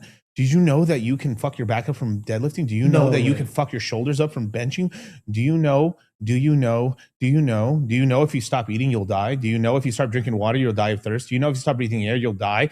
Do you know that you've never talked to that girl, you'll never have kids? Do you know if I fuck this girl, I might get STD? Do you know? Do you know if for every shot I don't take, one less goth Latina gets pregnant? Do you know? Do you know? Do you know?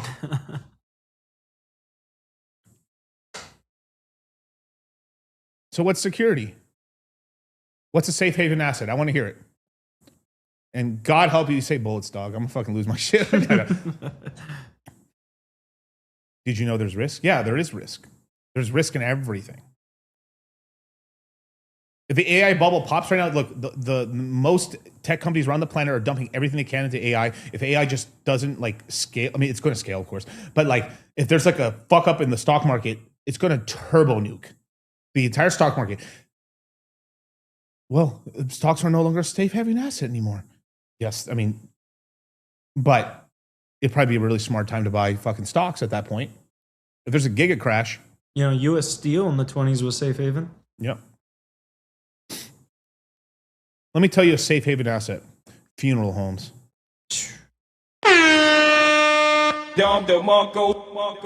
That's actually for real though. Yeah, everyone always got people dying, bro. Yep. Yeah.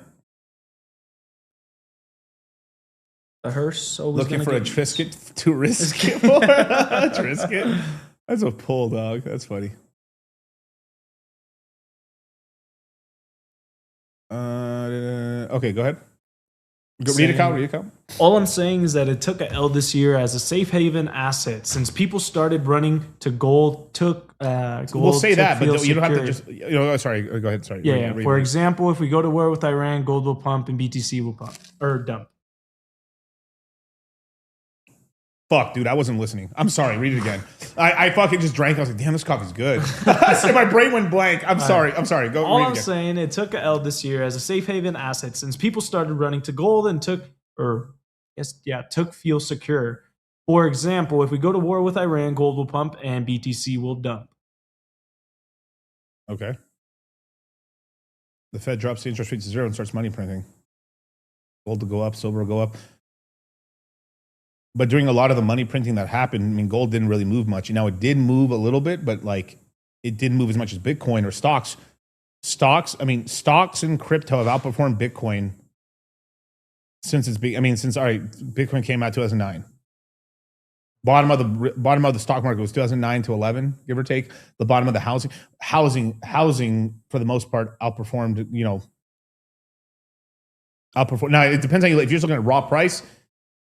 Maybe some areas, it just probably tracked with gold a little bit. On other areas, it just completely curb stomped like gold's returns from like 2009 to like 2026, right? But if you look at like leverage in terms, because most people buy a home, most people do not have the money to buy a house, right? They put 20% down, or maybe the 3.5 or a GI Bill, whatever the way they get into the house. The return on their capitals was monstrously amount of X's, like a stupid amount of X's. That's why you got to buy when the streets are red right now. So I'm happy right now. Crypto's crashing because I'm like, fuck, I get to buy these great assets in an industry I understand. I know how to use Bitcoin. I know how to use Ethereum. I know how to secure these assets. And it's the easiest money you're going to make that I'm going to make it's like a fucking slam dunk, bro. Like I'm spending $10. I mean, for every it's like they're selling me $100 bills for fucking $5. Go ahead. And Karn saying, given the whole cycle was in a recession, which I'm it glad was. it wasn't worse. Yep. Yeah. People normies run to gold though, because it feels safer than I'm saying. No, of course. But like, well, you know that, but you didn't say that when you were saying stuff. But that's why I'm saying it's a narrative. It's a narrative. But at some point, they'll get out of gold and they put it. What do they dump it? They'll dump it into real estate. They'll dump it into their businesses, and they'll dump it into. I mean, the biggest safe haven asset is dumping it into your education and dumping it into your business and things that you can control. That's why I wasn't giving Clavicular any much shit, because for him, the best place for his money is to make him spend money to make him go even more viral, make him more famous. And he's young and right now he's working his ass off. That's what he should be doing. But like Bitcoin, Ethereum, gold are the hard money, silver as well. But our money moves. We know how it's very cyclical. We know with big downs, there's big ups. Let's just say this next cycle's ass. Let's just say it's ass. Okay. But imagine you're able to buy Bitcoin at 30 grand, Ethereum at $1,000, and then we're back at $4,000 ETH, and we're at fucking $120,000 Bitcoin, and we're just like, fuck, will this shit move? You're on a fucking 5x. A 5x, and the market crabs. What do we do now? You're still in a ton of profit. You basically got richer. Mm-hmm. But I'll lower it to a 4x. Okay. With Ethereum and Bitcoin. Where else in like 3 years or 2 years can you're like, oh, I can fucking 4 times my money no matter what. And then the thing is too that you're putting a majority of the DC of what you're willing to risk in crypto, of course, right? In this, you make a 4x and then a 4x in the market, and then now like you can also. This is why if you look like since the mega course, we were recommending people to put half their money in Bitcoin and Ethereum, and if they wanted to, they could put more into Bitcoin and Ethereum. But if they wanted to speculate, they could have speculated. Look, what did we buy? What did we buy during the dips? I bought Solana at $16. The average student bought cheaper than me. I just wanted to make sure, like I said, go ahead, you can DCA into Solana. But I'm like, I was double, triple checking to make sure. And then I got the things I was looking for. Okay, it's going boom. I aped hard into Solana, made some good money on Sol. It went from $16 to $300. It went, we have students that bought it from $6 to $7 and it went to $300. Right? Yeah, Saigon, go for that 10 ETH, bro, and that one Bitcoin. But so here's the one thing with the one Bitcoin, because the 10 is an easier goal, right? The one thing with the whole Bitcoin is like depending how long it takes you, Bitcoin might hit a point where the price starts really climbing back up. Like imagine it's like you're buying the 30s and it's already back at 100. Like it's still long term. You're buying $100,000 Bitcoin, but like it might be smarter to move the DCAs to other stuff that's moving faster at that point. Now, but if we're just talking like I just want the most guaranteed. I'm buying gold and silver and crypto and oil. Because I count like the way I look at Ethereum is it's like a fusion of silver and oil to me.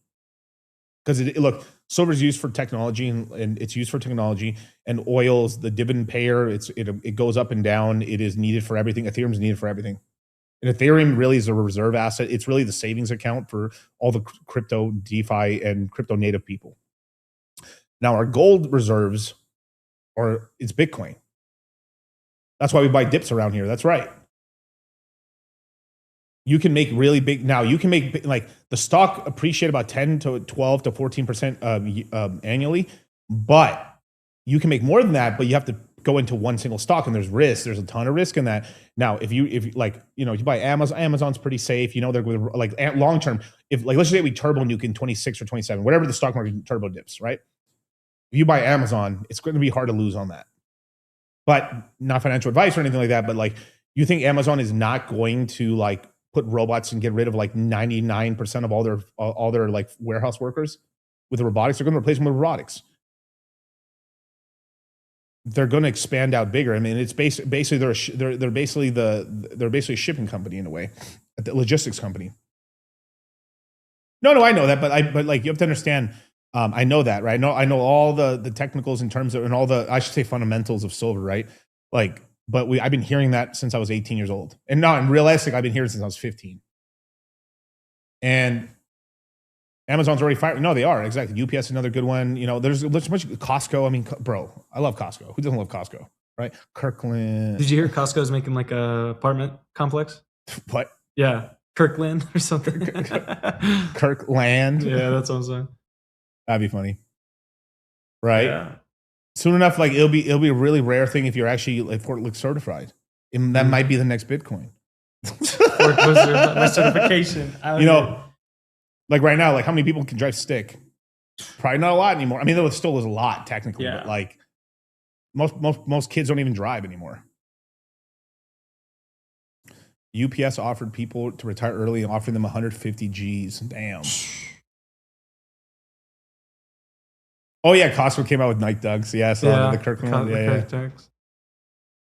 Bezos firing journalists. Well, right now is not hot to do that. He doesn't want. Right now, Bezos is like, all right, I'm fucking Latinas right now. These lefties. He's like yeah,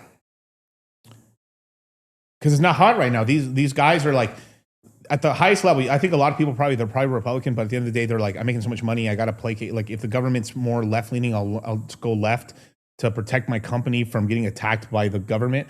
If they're all Republican and super racist, then I'll go light racist, and I'll just shut up my left leaning people to shut the fuck up. And then that's what they do at the highest level. They're just wave riders. They're clout chasers in a way. Corporate clout chasers. It's just the problem is that we had this huge thing where like we had Obama for fucking 8 years, and then we had Obama 2 under Biden. So we had 12 years a slave of this fucking leftist shit happening, and then we got a little Republican with Trump, and now we're back in here again. It's very likely that we're gonna get another one.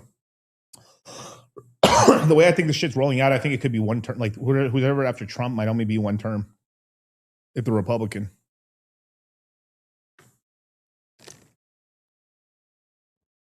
Bitcoin does take the W with, yeah, definitely. You can still steal it though. I mean, wrench gang is real, but like that's always the risk.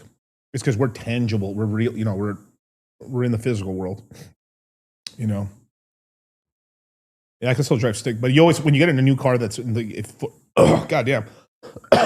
When you get into a first car, you know, at first you get into the stick. Every car's clutch and gas combination is different. So like it takes a minute. Usually I like within 5 minutes I kind of get, oh, okay, this is, you know, first you turn it on, you go, fuck. All right. That's a little too, like I took my foot a little too much off the clutch. Then eventually like I double clutch it like I should. And granny shifted. You know, it happened this morning in a meeting. Right. UPS offered a buyout of $1,800 a year for work to not $150K. I got you. But there are probably some people that maybe got that, maybe. Yeah. That's that 9-year plan. Yeah. But this is it. I mean, you just got to be counterintuitive. Bitcoin, crypto's gay. What do you buy? But I'm telling you to buy slowly because the gayness hasn't topped yet. It's still going to go a little lower. And we may even get a pump in the middle, which is going to happen. Right? It's just that the way things were looking back in like January or December, it looked like we were going to get at least another. I thought maybe we could hit 118, maybe 120, maybe like not a double top, but kind of like we touched near 120, 118, and then go down. That just didn't happen. It just started fizzling down. There's still a chance that Binance could go under. That's a big one. Justin Sun could blow up and stuff. They're after basically we're after the Chinese right now. Basically the American market and the American crypto side is going after the Chinese right now, and these foreign exchanges, because why? We want to have, like long term strategically, we want a U.S. exchange to be the biggest one in the world, not Binance. That's not even really a conspiracy theory. Trump is literally saying we want to be the crypto center of the world, which we already are in terms of money and investments, but we have very large international players. The United States wants to usurp them or take them out. The crypto crash of 1010 was started by the Chinese. The Chinese dumped what did they dump? They dumped the Trump coin, USDL1. They dumped World Liberty Fi token, and then the crash started on Binance. Justin Sun, a few weeks before this crash happened on the tariff threat the United States did to China, what happened? He managed to OTC whatever tokens he had with the World Liberty Fi. I think he sold them on Bitfinex. I think he OTC'd the entire supply he owned to Bitfinex, got his money out, and then a few weeks later, the crash happened. You think Justin Sun's even closer to the CCP? You think he didn't get, hey, we're hearing America's going to hit us with this, get your cash out? It's a coup that's happening right now. And especially with all this Epstein stuff that's happened, like people are waking up like this shit, like all the conspiracy theories I said about crypto, most of them are fucking coming true now, or basically been true. One thing I've had forever, I was saying, yeah, like it's fucking weird that, you know, Bitcoin wasn't allowed to scale. And then now it's come to find out that, Epstein had a hand in it, and the CIA is in the middle of it. And they basically bastardized Bitcoin so it wouldn't scale and wouldn't have true fungibility in terms of privacy. They did that on purpose. We'll make you guys rich, but we're going to make sure we can track all the Bitcoin, and we're going to make sure we can only send a Bitcoin every 10 minutes. We can't let this shit hyperscale, because the scaling that should have been done on Bitcoin is now on Ethereum. But it is what it is. It is what it is. And that's why, like, I was this cycle not that bullish on XRP, was that, like, its moat that it had got kind of destroyed by basically every corporation starting a stablecoin on Ethereum or on an L2 on Ethereum. I know I keep hearing like, Miguel, you heard Epstein is the one that created Bitcoin? Like, bro, no, it's not true. Satoshi basically got the fuck up out of there before it started happening. And we've said the story a million times, but basically, I think Andreessen basically said, hey, I'm going to talk to CIA, tell them about Bitcoin. He was like, what? And Satoshi went, not to be seen again.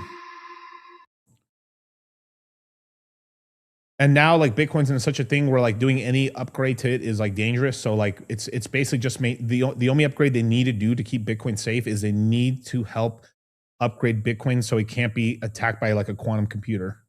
It needs to be quantum resistant. And Ethereum's working on that for Ethereum. And then that IE will transfer over to anything that's Ethereum 2.0 compatible to basically 99% of the rest of crypto.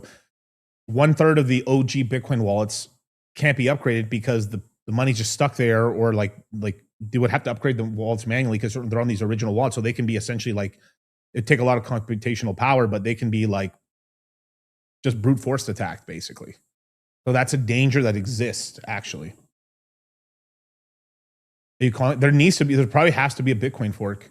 It's still gonna be Bitcoin, but it's gonna be like most of like 51, probably like 60% of the miners have to agree, hey, to upgrade this because it's important. So it makes it harder for basic quantum computer to attack the network, which I think that's important. And from there, you really don't have to upgrade Bitcoin anymore. I would like if it was faster. Wouldn't it be nice if it was like Bitcoin, like, hey, you get your money in 30 seconds. That's cool. I can wait 30 seconds versus like 10 minutes. Fuck, dude.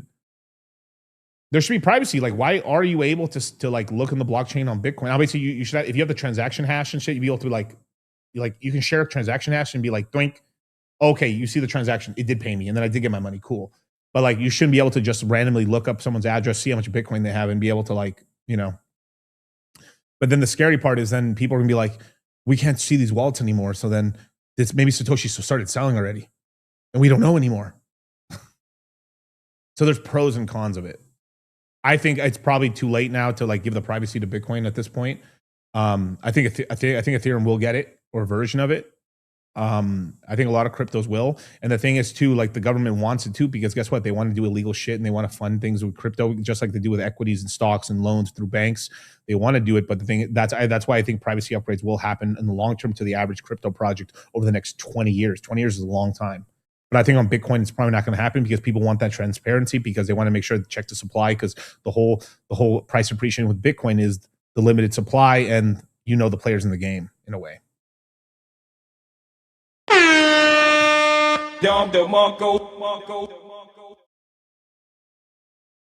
That's right. The more retarded you are, the more money you're going to make. This, for example, gold, silver, NASDAQ, S&P 500, crypto, it's all disgusting. It's all painted red. What would the retard do? The retard looks at this and goes, throw it all in. All the chips, throw the house at it. This is the perfect opportunity. The investors sitting there, they're like, no, maybe we should keep our hands off. The market kind of looks a little shaky. Fuck you, dude. Checkmate. End of 2026. Who made more money? The retard or the investor that played it safe? The retard wins every time. Every single fucking time. Let me play this again for the fucking dudes.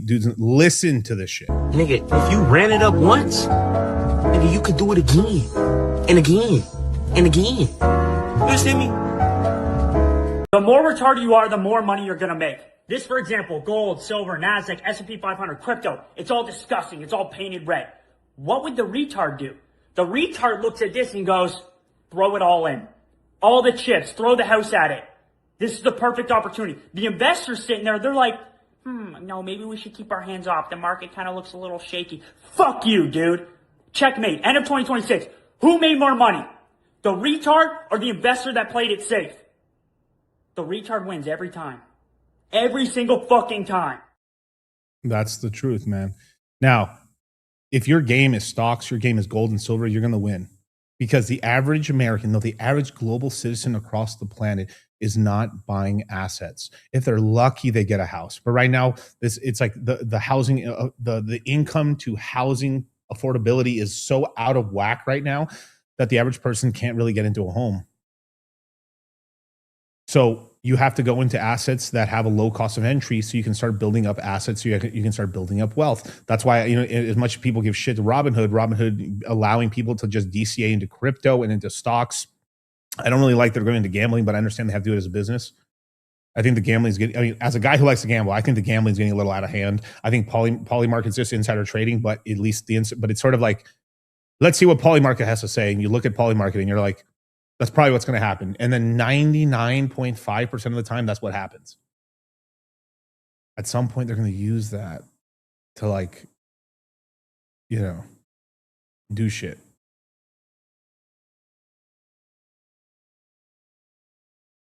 Yeah. There's going to be, we're in a multi-coiner world. Don't let Bitcoin, like all the Bitcoin maxis that say you don't need any other coin, that's a fucking lie. It's a fucking lie. You can't do it all with Bitcoin.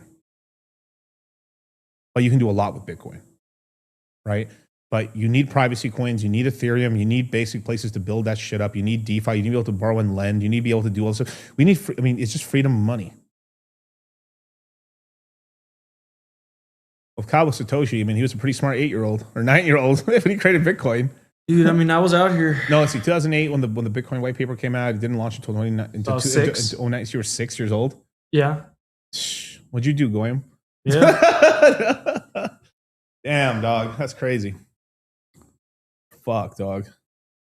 Like, yeah, watch I'm Satoshi, but here's the truth. I lost the coin. I don't have the private keys anymore. I don't have the private keys anymore. The keys are gone. That was so funny. He was like, no, it was this Mexican guy, this landscaper who made it. What? I just looked at 14 papers. I just kind of I copy pasted this paper with this paper, and then I said a general thing about it, and then I had motherfuckers on these talk forums make it for me, and then I was just kind of LARPing for a while on my phone. Kind of LARPing. And there's this thing on my iPhone 3GS that actually said I could put a British accent on my shit. And then and the reason I was always double typing this because my fucking iPhone was kind of broken and I kept fucking hitting the double space twice. So and then I just lost the fucking passwords to the codes, and now I'm just man, everything double space. This thing is, as I turned out her CIA, I was I'm scared. And so I just I threw that shit away. Little Michael Satoshi. It's like the Baron thing. He's coming from the future. Yeah. From the future, he's time traveling. Yeah, that's funny. He kisses the wall. That's funny. But share my screen, Kyle, real quick. Yes, sir. But if you need help and these questions answered, join the Citadel for $98 a month. Sauce is given here. Hand holding you want, the questions you want answered. You can ask questions to me, Charlie, Kyle. There's everyone in there. I talk about everything, not just crypto and DCAs and wealth creation, but workout advice. I talk about peptides. I talk about everything in there. People ask me all kinds of questions. I got the sauce. 4 days, and every month you're in the Citadel, you get $50 at the next crypto mindset course. If there's ever a time to lock in, you lock in right now. We're about to start the year of the. You want to be left in the dust? A jockey without a horse without a jockey?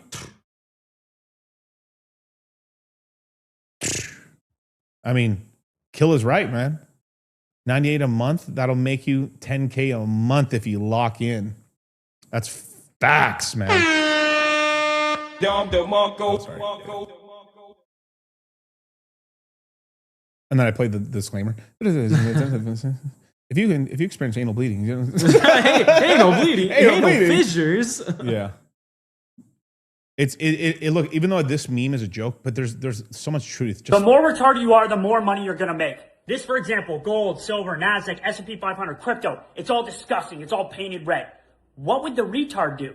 The retard looks at this and goes, throw it all in. All the chips, throw the house at it. This is the perfect opportunity. The investors sitting there, they're like, no, maybe we should keep our hands off. The market kind of looks a little shaky. Fuck you, dude. Checkmate. End of 2026. Who made more money? The retard or the investor that played it safe? The retard wins every time. Every single fucking time. Too retarded to stop. Can't stop. Won't stop. You just got to do it. Basically, the way to get rich is to throw your money into assets, throw enough money where it's sizable, but not enough where basically you can't live your life. There's the thing. You could follow the richest man in Babylon, pay yourself first, the 10, 20, they recommend like 10% of your income should go into invest. I mean, probably, let's go 80, 20, at least 20, 30%. But if you're really locked in, you put more. But you basically put as much money in capital during opportune times, and then you go down to more of a normal DCA. You know, too retarded to quit. Like, there's nothing wrong with getting a house. You need a place to live. Crypto can give you the money to get a down payment for a house. If you really hit it, you'll have the money to actually be able to buy a house in cash. You can do that. But even if like, oh wow, I only cash out 100, 3, 4, or 5 years from now, right? Like, or more, you got that kind of money. You can use that for a down payment for a house, and you'll probably end up having a loan where it's lower, but now you have that capital there. You can just set aside 30 G's to handle anything else you have. And the whole game is basically to put as much money as you can into assets where you can still sort of live a normal life. And as you get your money higher and higher, your DCA can go up, but then you can handle everything. I mean, that's the whole thing is like, all right, I need enough money to go on a date and do this or whatever. Or I'm just like, right now I'm just working out dungeons. I mean, like, you don't know about like your time until like it's taken from you. You know, like when you're single, you're like, oh, you have all the time in the world and stuff, and you can't get shit done. And then you get a girlfriend, and then you start crying like, oh man, if I didn't have a girlfriend, every guy goes through this shit. If I didn't have a girl, or I didn't have my girls, or I didn't have my plates I'm spinning and shit like that. I want going to all these gay clubs. Like, I'd have so much time on my hands, but I just can't stop. The music's calling me. Oh, I wish I had that dum. You know that? I know exactly what you're whatever you're into, right? You can't stop going to the goth raves and stuff. You grind these 20s and your 30s right now. You take care of yourself. You work out and you ascend. The whole thing's, it's not something about looks maxing. It's not about wealth creation. It's about everything encompassing. You want to, your stock, if you were a fucking crypto, it just keeps going up. You're aging with time. What's normal these days? Exactly, right? But you know, it's the whole thing is like, you know, like you have to figure out like, okay, cool. You hit a certain point. There is some wisdom to like the beginning steps of Dave Ramsey, what he talks about are true. You know, you pay off your debt, have your debt off, but like there's certain times like the debt's not that low. I mean, the debt's kind of low that can handle the payment. Fuck it. Let me put the extra capital in the market while it's hot. And then when the market starts getting really hot, then maybe you calm the DCA down and you start paying off the debt. You have to decide what's the cost analysis of like, is it more my capital? Like this is why, like, I'm a value investor. Like, where is my capital most efficient? Here. And a lot of guys, it's like, cooch. He's got to lower it a little bit. Or the beautiful thing is you get better looking, the cooch just comes to you. He's like, when that 4 out of 10 that's good for your soul comes up to you, but you've tasted 10 out of 10 coochie. I saw there's a great meme about that. It's like, man, he's like, you meet a girl that like is like a perfect fit to you, and she's a 5 out of 10 or a 4 out of 10. She's into you and everything like that. You know, she's the right person for you, but you've tasted Valhalla, you've tasted Ambrosia before, and you just can't take yourself to go backwards. You know, you're like, you'd make such a good single mother. Oof, man. I'm not gay, but I want gay guys to be obsessed with me. When they see my beach body, gay guys are gonna be like, oh my God, who's he? I'd be like, sorry, fellas, not gay. But thanks for the attention. That's why the DCA takes a lot of discipline. That's why we can computerize it now. You can set on Coinbase DCA schedule daily, weekly, monthly, yearly. You just got to do it. You just have to do it. And if you do, you're going to be richer than you are today. Give it 2 years. 2 years, pass it like that. In the year of the GOAT, middle of 27. Let's not look at the portfolio you have right now. Let's look at the money you put in today. The money you put in today will be higher by the end of 27, 28. Unless we're in a full-blown nuclear war, and then, you know, hey, you know, nuclear war dog. GGs. Or GGs, fallout. I'm good because Mr. House is alive right now. Like, New Vegas is gonna make it. Yeah, he's born. He just got born not too long ago. Yeah. That'd be so cool. You know, I thought some crazy. I told Kyle, like, man, Andrew Ryan was in the Fallout universe. Oh my God. Mate, I mean, he's out in the middle of the Atlantic Ocean in the fucking lighthouse, and could very well be. Yeah. When's the next Citadel call? Eddie, that's a very good question. What's today? Today's what? It's Tuesday the 10th. How about tomorrow? Ooh. How about tomorrow? I'll do it after Charlie's streaming tomorrow. I'm not streaming tomorrow. So We just didn't. So basically, my schedule is going to be streaming on Thursday, Saturday, and then Sunday is Moon Gang with Charlie's channel. What's your long-term thoughts on Ton? I like Telegram. I do as well. It just didn't do nothing at all. It has a lot of potential. I just have to see it, but I'm not dumping any money into Ton at all. I'm buying the for sure things right now, and then I'll speculate a little bit later on in the cycle. You know, if we're bottoming out, like then I'll start. A lot of this discussion is going to be saved up for the crypto mindset course because me and Charlie are going over a list of coins we think will survive and ones that are like taking a back seat are fucked already for the most part. And we're going to continue to update that list throughout the next. I think I have 2 more courses this year because this next one's going to be. I mean, it's the mega course, basically damn near by the bottom course, or maybe it's the next one because it depends on where the bottom is between the 2 courses. Like it could happen by the time we do the one, not this one, but the next one, and then that's the bottom right there. We'll be ready. So we're essentially doing like 2 mega courses. So we're able to just get the most effective amount of capital in, build up that fucking storage of USDC or Tether. I mean, I'd rather go USDC if I'm being honest. USDC, and then boom. No, I haven't listened. I saw he was on FNF, but I didn't see what coins he was shilling. I saw he was shilling some duck or something, or some duck coin that failed or like that crashed really hard. But all memes crashed hard already, you know, like it's kind of. And then Hyperliquid's good. Kita, I don't know about that one, but Hyperliquid's good. I like Hyperliquid. It could work out. We just have to see. But like, if Bitcoin just dumps, so you think Kita and Hyperliquid ain't gonna dump? They're gonna dump, right? I have to hear his reasoning. I haven't listened to this. I mean, I was just busy, but like, I haven't listened to the stream yet. You know, we usually go on FNF when it's good times to buy. Yeah, we're going to be on FNF the end of the month, basically. Sell it all before the 3rd Persian War kicks off this weekend. Yeah, hopefully nothing bad happens. If it does happen, then, you know, like if something bad happens, you know, the market will crash, stock market will go down, and then crypto will crash, you know. Then the Fed might have to step in. If I look at the Fed, let's see where they're going. All right, pull it up, Kyle. So March 18th is the next meeting, and then April. It's very likely there are going to be no cuts. They're being assholes. But it will make metals rise. That's true, though. That is true. Stocks will take a dip. Metals will rise. Probably weapons companies will go up a lot. Initially, they'll crash, and then the weapon will go like this. Oil prices could go up, so maybe some of the U.S. companies will just explode their stock prices because, you know, with the Venezuelan oil. Texas AM. We got that fucking event soon enough to have Alberta tar pits.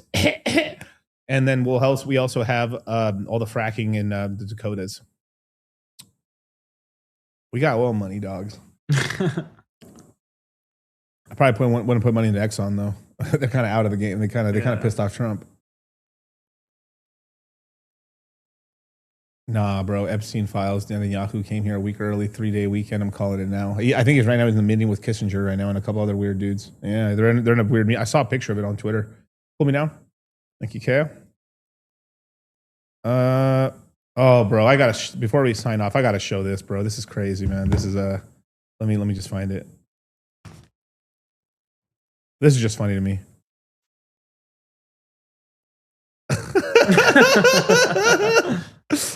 Jesus. I felt like if he tucked his legs in, I know it's just so crazy it happened to you, but he knew, but like he didn't have enough time to move, and then the horn got him and actually corrected his flip. Yeah. Saved him. He could have landed on his neck hella bad, bro. Oh, okay. Softened his fall. The horn got him. Look. Oh, but good. He was wearing a safety vest, but like.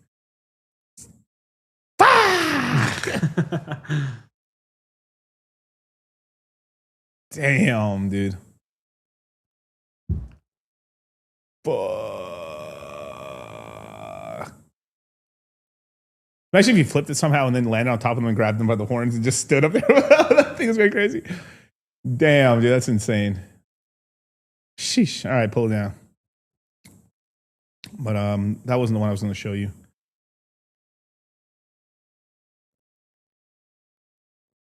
So this is something I've been talking about for a long time about doing the counter trade, right? So when I got out of high school, right, in 2009, learn to code.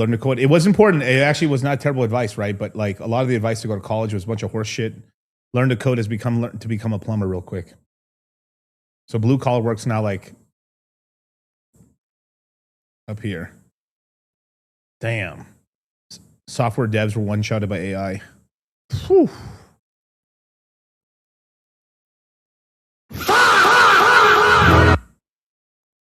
That's crazy, man. All right, pull me down. There's more. There's more. There's more. Oh, this shit cracked me up, dude. So shout out to this guy right here. One of the guys tagged me in this and stuff. Is like, this is what brick by brick Reels algorithm looks like. So somebody like, this is like VChat streamer lady, dude, that like was strolling through Instagram and they just kept getting N2, bro. Like nonstop. No, nigga, no. Listen up, nigga. No. Bridging. No. OpenAI said. No. So let me explain how nigga changed. No. Hyperbridge protocol. Is this Gojo? No. No. Nigga, no. Listen up, nigga. No. No. OpenAI said. No. So let me explain how nigga changed. No. Hyperbridge protocol. Is this Gojo? No. This had me dying today, dude. And someone like at DCC, brick by brick DCC. You're the one, man. I appreciate you, man.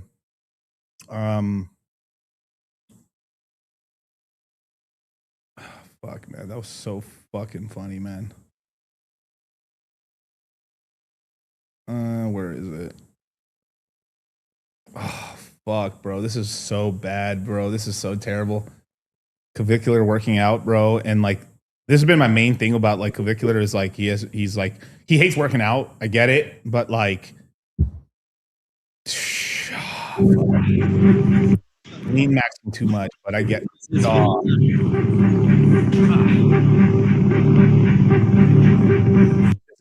This is the when you lean max like he is in your natural, this is what happens to you. You look, unless you have your shirt off, you look very weak and you look terrible in a t-shirt.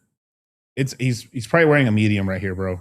Like he's like struggling on 70 pounds on the flies. Like dog. Hit this is for the one time.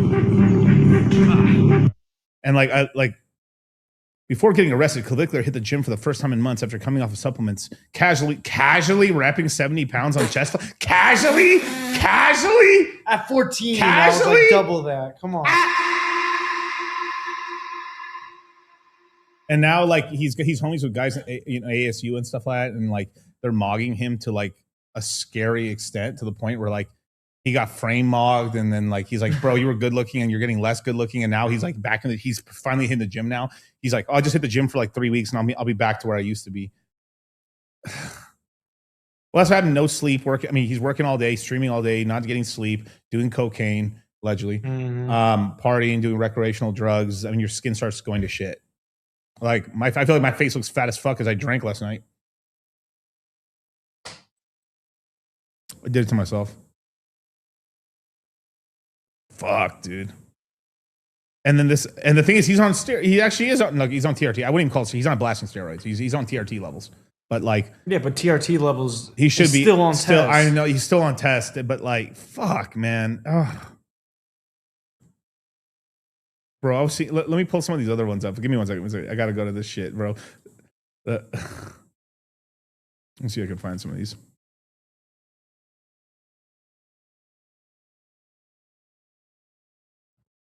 Oh my god.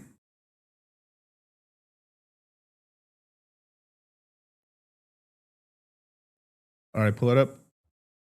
Clavicular gives an update after being released from jail on bail, saying he's stuck in Arizona until the trial, missing out on millions, claims cops are watching every move. If I mess up one time, they'll arrest me within 10 minutes. In the CMC, we're coin maxing. If you want to ascend, you enter the Citadel and get in the CMC. You do not, if you stay in the Citadel and you don't miss a single CMC, dogs, you are going to get so much Bitcoin, Ethereum, and fuck, we're going to make some money, dude. I've done it 3 cycles in a row now. I guess 2016. I mean, let's just count it as a W. I didn't buy the exact lows, obviously, but 2016. I mean, bro, it's a W, bro.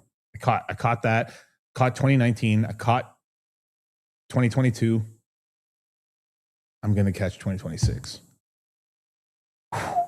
Racks on racks. that 40,000 I hit from the fucking sports betting, it's already in the market already. It's sitting in stables right now.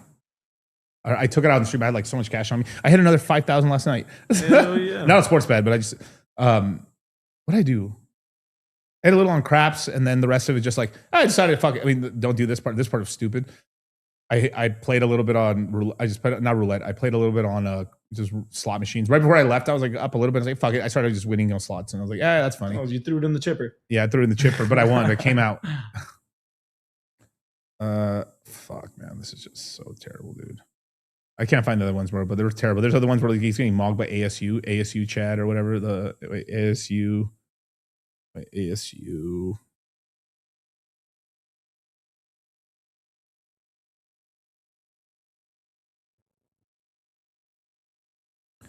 Oh, fuck, dude. So this is one of his homies that's from ASU. He's like the head of the little fraternity. And like, bro, look at this. Dog.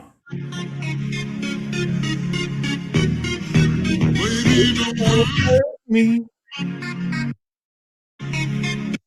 That's so training your clav. This bone right here, this bone from here to here is the last bone in the male body to fuse. It fuses on average at 26 years old. The same time your frontal lobe.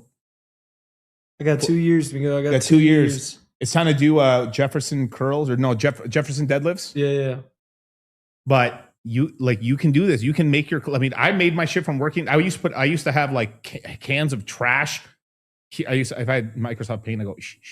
You start drawing 130. I literally would I would farmers carry on my shoulders all the time, like 100 to like 200 pounds of fucking for real. 200 pounds of fucking trash or cement or like, shit from jobs on my shoulder. Literally farmers carry it to the dump truck or to a fucking pile. Literally like this all day. You think I wasn't cracking? That's why I had such wide shoulders. That's why when I go in the elevator, I got to go sideways. Like, that's why I'm always bumping into people. That's why people think I'm a bouncer. Like if I go to the club like this, if I don't have a chain on and shit, and I got my suit on, bro, I literally, like half the time they think I work there. It's a Curdy. Michael Hearn, you can build this out. And no, let's go back. Clavicular can still grow his shit out, but it's because he needs to work on more shoulder. It's because he allowed it. He did a nice little lean bulk. He lean bulked up a little bit. Like, because right, he could lean out more now, right? Because but look.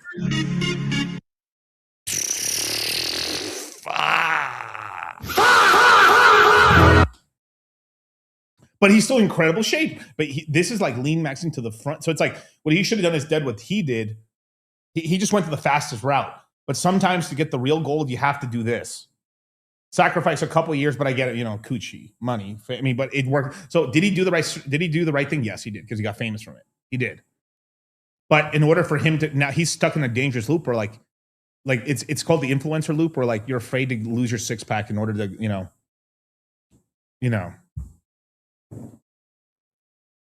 Trezor Safe 5. I think that one's okay to buy as long as it doesn't have the Bluetooth. There's a Bluetooth one. I'll look it up. I'm redoing all my notes right now, and all my notes I do for the webinars on security. I'm looking up for best options, price points, and stuff from the websites and stuff. Trezor Model T is the best one, but my students told me there's a brand new one, because what I did is I just bought a fuck ton I just bought a bunch of Trezors. Like I just bought a stack of Trezors and just like cool. Just put them in the closet and shit just whenever I need them, if I ever need new ones. But he is. If he wasn't on testosterone and Anavar, put him back up, Kyle. He wouldn't even have biceps. He would literally look like a fucking string bean. He'd be a rail. But the testosterone and the Retatrutide is what's holding him up right here. But like, he needs to start. For him, it would be like, gain 5 pounds, hold it there for like, he needs to like gain 5. This is so difficult. It's like he needs to gain 10 pounds and just stay there for a year. Like, it's like, let's just say he weighs 170. He needs to go to 185, but the problem is he's gonna make his face a little chunkier, just a little bit. But as long as and then stay at 185 for a fucking year, 2 years, and then he'll actually turn that fat into muscle over time. He will. Because he's young right now. Like, he can put muscle on really quickly, and on top, he's on testosterone. He can even bump his test a little bit, and he's on Anavar anyway. Like, but like, the problem is he can't, like, not dirty bulk, but like, it's like, we're like, this guy probably gained 30 pounds and just beefed up over time. And he probably did even more, really. But this guy's obviously, he could be on juice too. I mean, let me see. It just, I mean, I have to see him with his arms down a little bit. It all really depends on how long capped the shoulders are. Because like it took me forever to build my shoulders, but it took me fucking like a decade to build shoulders out until like, it was like from like 18 to like 26. Where like, I was like, oh, my shoulders. And then really the magic thing is I built the size on my front and my sides, but it didn't look big until I started just destroying rear delts.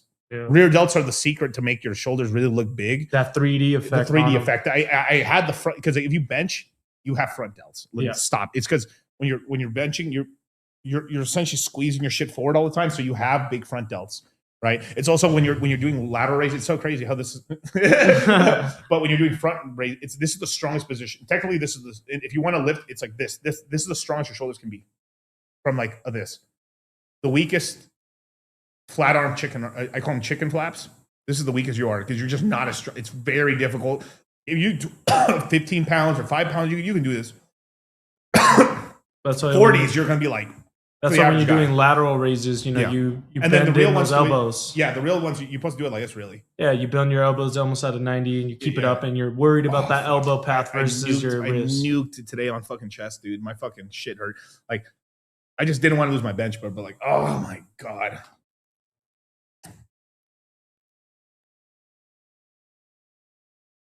It's sleeping. I have it I've gained it a little bit. Like I just been like, I think I mostly have it on this eye right now. Sleep, and I remember it's just sleep. I'm just fucked. I've been sleeping like for the last 4 months. There's peptide creams that do it. I forgot, like at Target. I just been lazy about that. CoQ10. Yeah, but there's patches you can put on. The bitches got this. I mean, the girls got this shit. But they have that down, but it's just annoying. You have to do it. It's like I don't know. Like that's the next adventure for OAA I look into. But there's basically some nighttime patch shit you can put on your eyes like this, like a chick. You could do like vitamin C serums to help lighten up the area. This is why I said somebody's like, Miguel, should I use there's these injections you can do that melt fat away. And then like these dumb motherfuckers are putting it here. Oh my God. And like, you're just going to make your face, you're going to make these fucking, oh my God. So like can I put some here so I can get the cheek dimple? Like you either have the dimples or don't. Yeah. Like a lot of people like this guy, look how lean they are, right? Like you have to be this emaciated. So like, there is genetics to it, but you can't. It's called gaunt face or whatever. It's like death face. Like pull me down, Kyle. I love bodybuilding. You want to be the cutting edge of everything. Bodybuilding, whatever the bodybuilders are using and abusing, that is the pinnacle right there.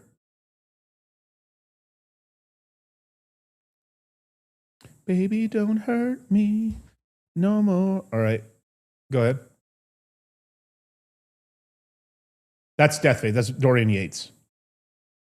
This is when you're like, I mean, it's like, fuck. It's so crazy too, because when he was this lean, he was like, my fucking feet really hurt. And he had to look in an anatomy book. He got so lean. There's a fat pad that protects your heel of your foot. Yeah. There was nothing there anymore. It would hurt to walk. It would hurt to walk to be like, ow. He's like, I felt like I was walking on glass. Did I see Clavicular's high school yearbook photo? No, I haven't. He looked much more like a kid. It's because what he was doing, because I've listened to some of his videos and stuff on him talking about this. He basically took testosterone and he took Masteron. Masteron's high on DHT, and it basically, made him more masculine, which is good and bad. It's actually like, let's see, Kyle just pulls it up instantly. Yeah, like he's just a kid. He's just a kid because, like, I mean, plus 24. Yeah, he's just a fucking kid. I should show you my picture at 18. That's funny. Yeah, dude. I just look mad. What the fuck? Just tits? What the fuck is that shit? Anyway, yeah, pull it up, Kyle. Nah, pulling that up. You hold up. All right, we're good. Yeah. You know what I meant. Yeah. Look, the best thing is just get lean. Why did I just start getting better looking? Because I lost 40 fucking pounds. Another 40 to go. But like, yeah, 2024. Yeah, that's okay. I mean, that's how most people look. Have you seen most people in high school's pictures? They don't look that great, bro. Everyone, but that's because we're like, what's happening is we're in a lower testosterone and higher like estrogen state. Like we're masculinizing it along. It takes us forever to mask. I mean, like some guy. I knew some guys in high school that already had beards in high school. I thought that was crazy. Like I'm not talking about little stubble. I'm talking about full beards. Yeah. I'm like, fuck. But usually those guys lose their hair pretty quick. It's kind of crazy. I think I saw a different one. It must not have been him. Yeah. Yeah, you don't want to look, but you can't. All right, like pull Charles up. It's like collab's normal. Being a bodybuilder is the past. No one wants to look big, bodybuilder no more. It's a dick magnet, and chicks hate it. Yeah, but the people do, because there's also this whole thing about like the whole thing about them and the looks masters about mogging, right? Well, the thing about mogging is there's also like there's body mogging, there's aura mogging, which is basically like you walk in a room. They're all right. Why do women buy expensive bags? It's a stunt on other bitches. It's a statement. It's a statement. My pussy's worth this at least. Why motherfuckers buy Rolexes and watches? Oh, your coochie can only get fucking Coach or get your coochie. I mean that's what it. But it's like it's the truth, you know. Like and so, but the like because more guys have money. The money flexes are cool. If you have a Lambo, you have a cool car. That's like you show off with the car. Maybe the watch is a little bit, but like the biggest mog is like you're in shape. Yeah, physicality, or the money and a little in shape, you know, whatever there's that escape velocity, that point where money just supersedes a lot of things, but at the same time, it's like looks matter. Bro, I glowed down. I look better at 18 of 24. That's, you know, for most people, yeah, because that's if you everything was locked in, there's almost no way you look better unless you just basically change you go from the boyish archetype to like more of a masculine rugged type, and then that looks big. So like but I think Jason Momoa attracts like a different type. So like a lot of women, there's actually a lot of girls like the girls that go to college that don't like the Jason Momoa look, and there's a ton of women that are a little older. It's usually kind of like beauty's subjective at the end of the day, but regardless or not, but he's still good looking. Yes, of course, he's still fucking. But that's a type. It's a weird type. It's like a type, of course, right? Like some girls that like those goth dudes. I want a G3. Yeah, it's true. They like G wagons. It's true. It's not false. Yeah. You know what car I want? Which car? I want that armored out Escalade they had in what's his name? Fury had. It was just like he hit a minigun in the middle. He pulls a whole minigun out of the car. I should tell him funny. No, yeah, Escalade. Yeah. Anyways.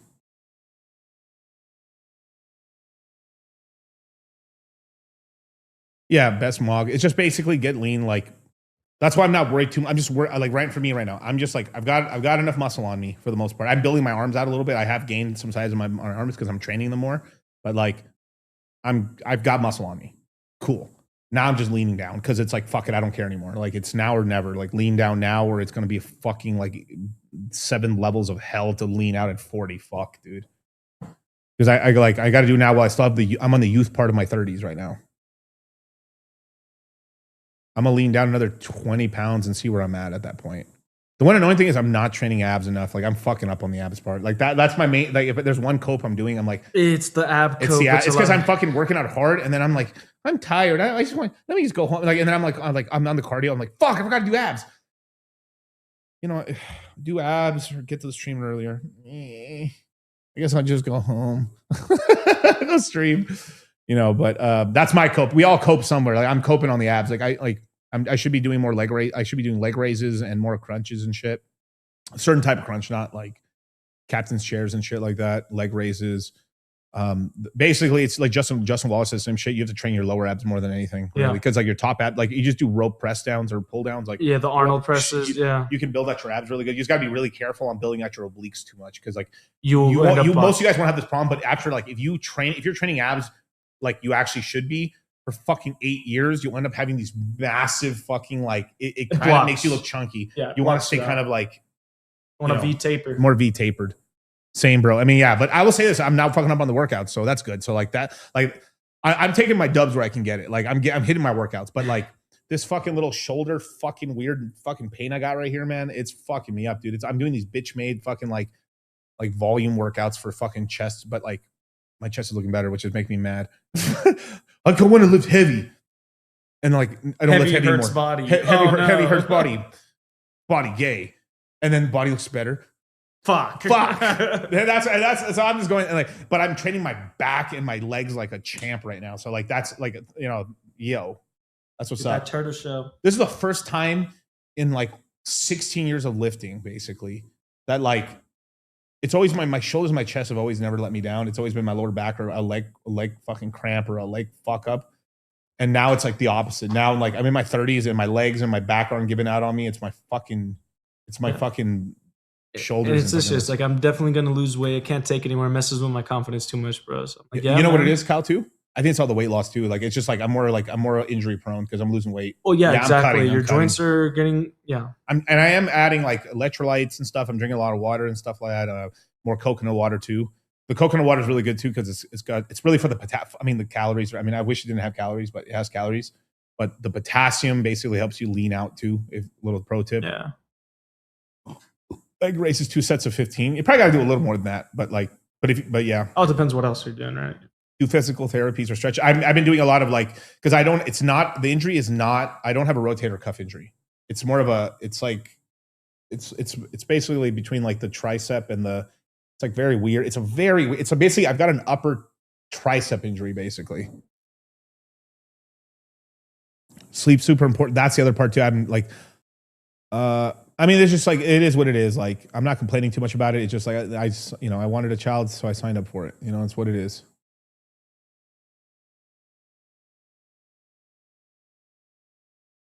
What's Kyle showing me? Where to inject? Well, no, I was like, it could be the vein part. Go to that part right there, the human, the first one.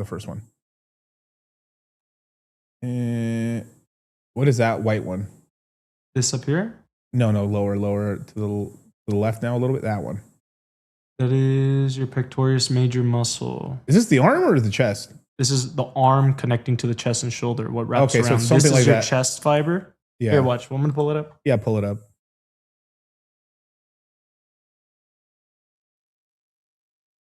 Yeah, so basically I feel it's either that or the one above it. The one right if I'm here. looking at the arm, kind of like because it looks like it's like this. Because this is your shoulder right here, right? Yeah. Your deltoid. This is what wraps around and makes So that. it's something between those two. And then this is the fiber that goes underneath. So it's those two. No, it's one of those two basically. These two right here. Because it's near the tricep. It's near the top of the tricep. So go back to me on the screen. I can't see myself. So basically, the diagram is showing like this. So it's like back here. It's like where it is. Because I feel it like when I'm like right there. Luke's brother. Yeah, I'm saying Luke's brother's actually on his shit. Like Luke Belmar's brother is like really good on this fitness stuff. Now the hippie shit, but that's him. That's so cool. You know, it's what? Yeah, it's his niche. I'm not right? knocking. I'm not knocking it, bro. Like, hey, that's you. But it's just not me. You know, I'm not wearing sandals. Yeah. You know, I mean, at the end of the day, it's consistency. Yeah, it's consistency. Yeah. Like, you know, shout out to him, man. He's a good dude.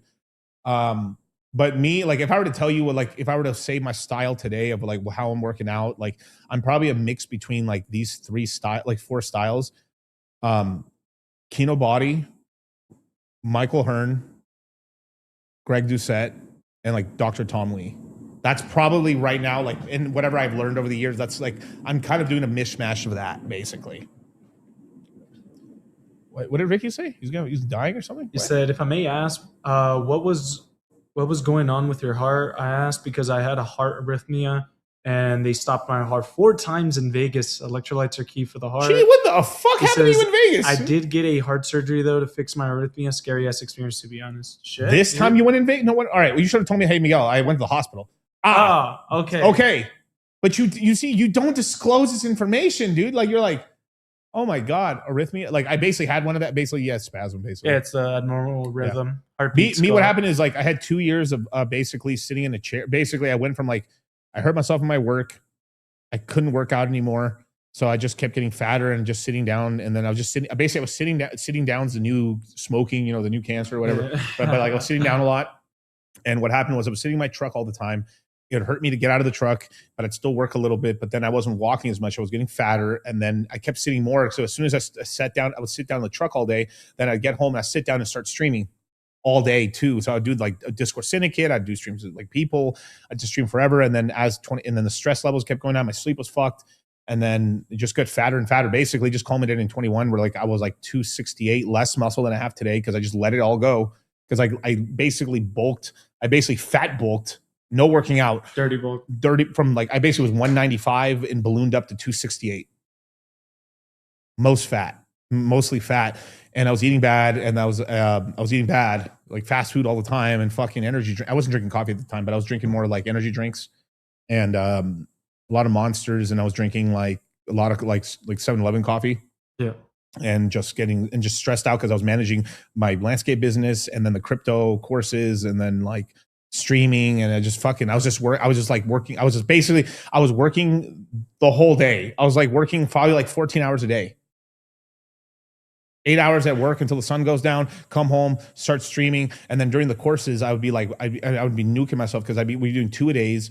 I'd work there, have my guys come out, then leave. I should be sleeping. Instead, I go check that the jobs are getting done, then go back to make sure all the equipment was put back, people were paid and shit, and then go teach another class at 7 in the afternoon until 11 at night, be so wired because we were taking so much caffeine throughout the day. It was just a lot, bro. It was bad. And then, but you know, I basically hired a personal trainer to move out from Miami to Las Vegas training. I did a lot of stretching exercises, started doing sprints. I basically got my ability to move my body because I would go to the gym and I was like, fuck it.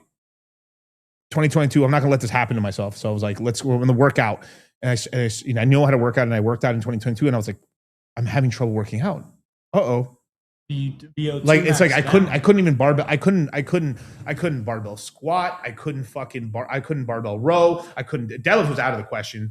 I could barely bench at all. I was like, oh no. Yeah, people forget it's a skill. Yeah, and I was like, uh-oh. I was really like, I was telling Kyle and my other brother, and I was telling him like I was like, uh-oh.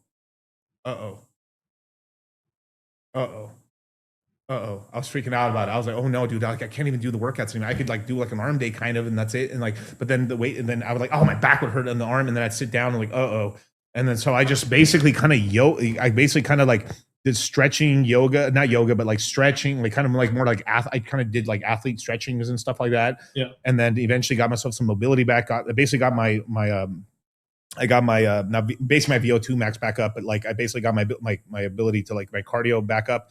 And then I was able to go back in the gym, and I gained a lot of my muscle back, but I just didn't cut. Basically, I just stayed fat, but I got strong as fuck again. And I started benching 315 again. I started squatting again. I started like deadlifting. Oh no, I didn't deadlift. I just did a lot of like, I lost all my mobility because of sitting down and like getting fat. It basically was like 3 years of not working out.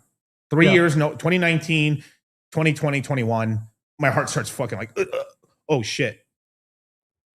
And then I'm like, fuck. Something that was the wake up call. I was like, fuck, I'm too young for this shit to happen. And that was 21. So how many years ago? 5 years ago.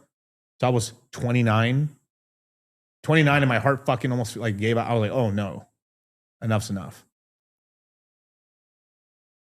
So I locked in, and now I really locked in. And now my health is not my heart. I don't have heart pains. My fucking heart's good. I do cardio every workout I can. Like I think maybe like, I probably do cardio 4 times a week, 20 to 30 minutes on the treadmill, not running like a fast walk, 15% incline. My heart's fucking running good.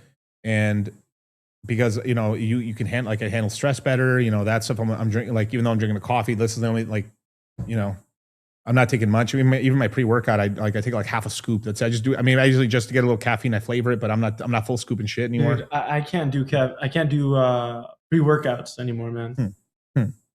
I get a weak ass stomach on that shit. So used to taking like a high amount of fucking stim, and wealth is health. And then the other thing too is like I feel healthier because I'm skinnier. I mean, that's the fact. I just skinnier, less, you know, you're just feeling better and shit. Luckily, no matter how fat I got, I always could see my dick. But you know, girth maxing. Yeah, black. Sort of. It kind of gives me the shits, to be honest. But like, you know, if you fight through the pro gamer moves to take a little bit while you're at the house and then go take a shit. Yeah, you let the caffeine hit you. Pro tip. But with that, man, thank you guys so much for joining me, man. My next stream will be on Thursday, right after Charlie's stream. And then my next stream after that will be on Saturday. Then we'll be here on Sunday at 7 p.m. Pacific Standard Time. Moon Gang is going to be on Charlie's channel, man. Yeah. Love you guys, man. Join the Citadel. It's pinned to the top of the chat, man. And I'm going to do a voice call with you guys tomorrow afternoon after Charlie's stream. It's going to be fun, man. You have questions for me? Join the Citadel. If you join right now, you'll get in basically by noon tomorrow. If you join up right now, you'll get in by noon. Check your email, check the spam folder, and we're ready to announce the dates for the Crypto Mindset meetup. And we're announcing the dates for the CMC very soon. Oh, shit. So with that, man, thanks for joining me. See you on the flip side. You buy this for $39.99. Guess what, folks? You take the L away. You put a W there, baby. You're a winner, man. You're the real deal. You're picking up chicks. Let me tell you something. You buy this set at $39.99, baby.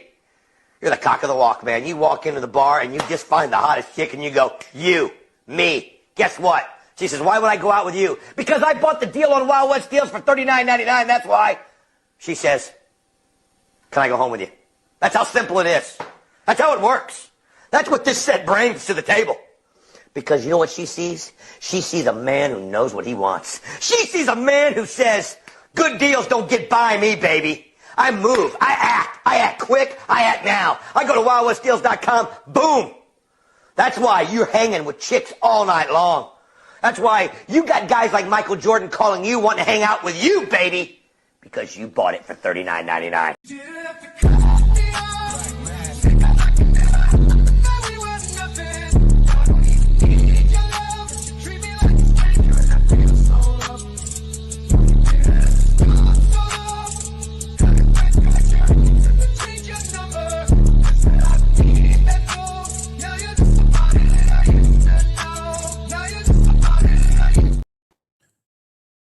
Also, another breaking news: 400 milligrams of coffee. If you take a control group of someone who doesn't take any coffee, and 400 milligrams of coffee, the 400 milligram group is healthier. Later.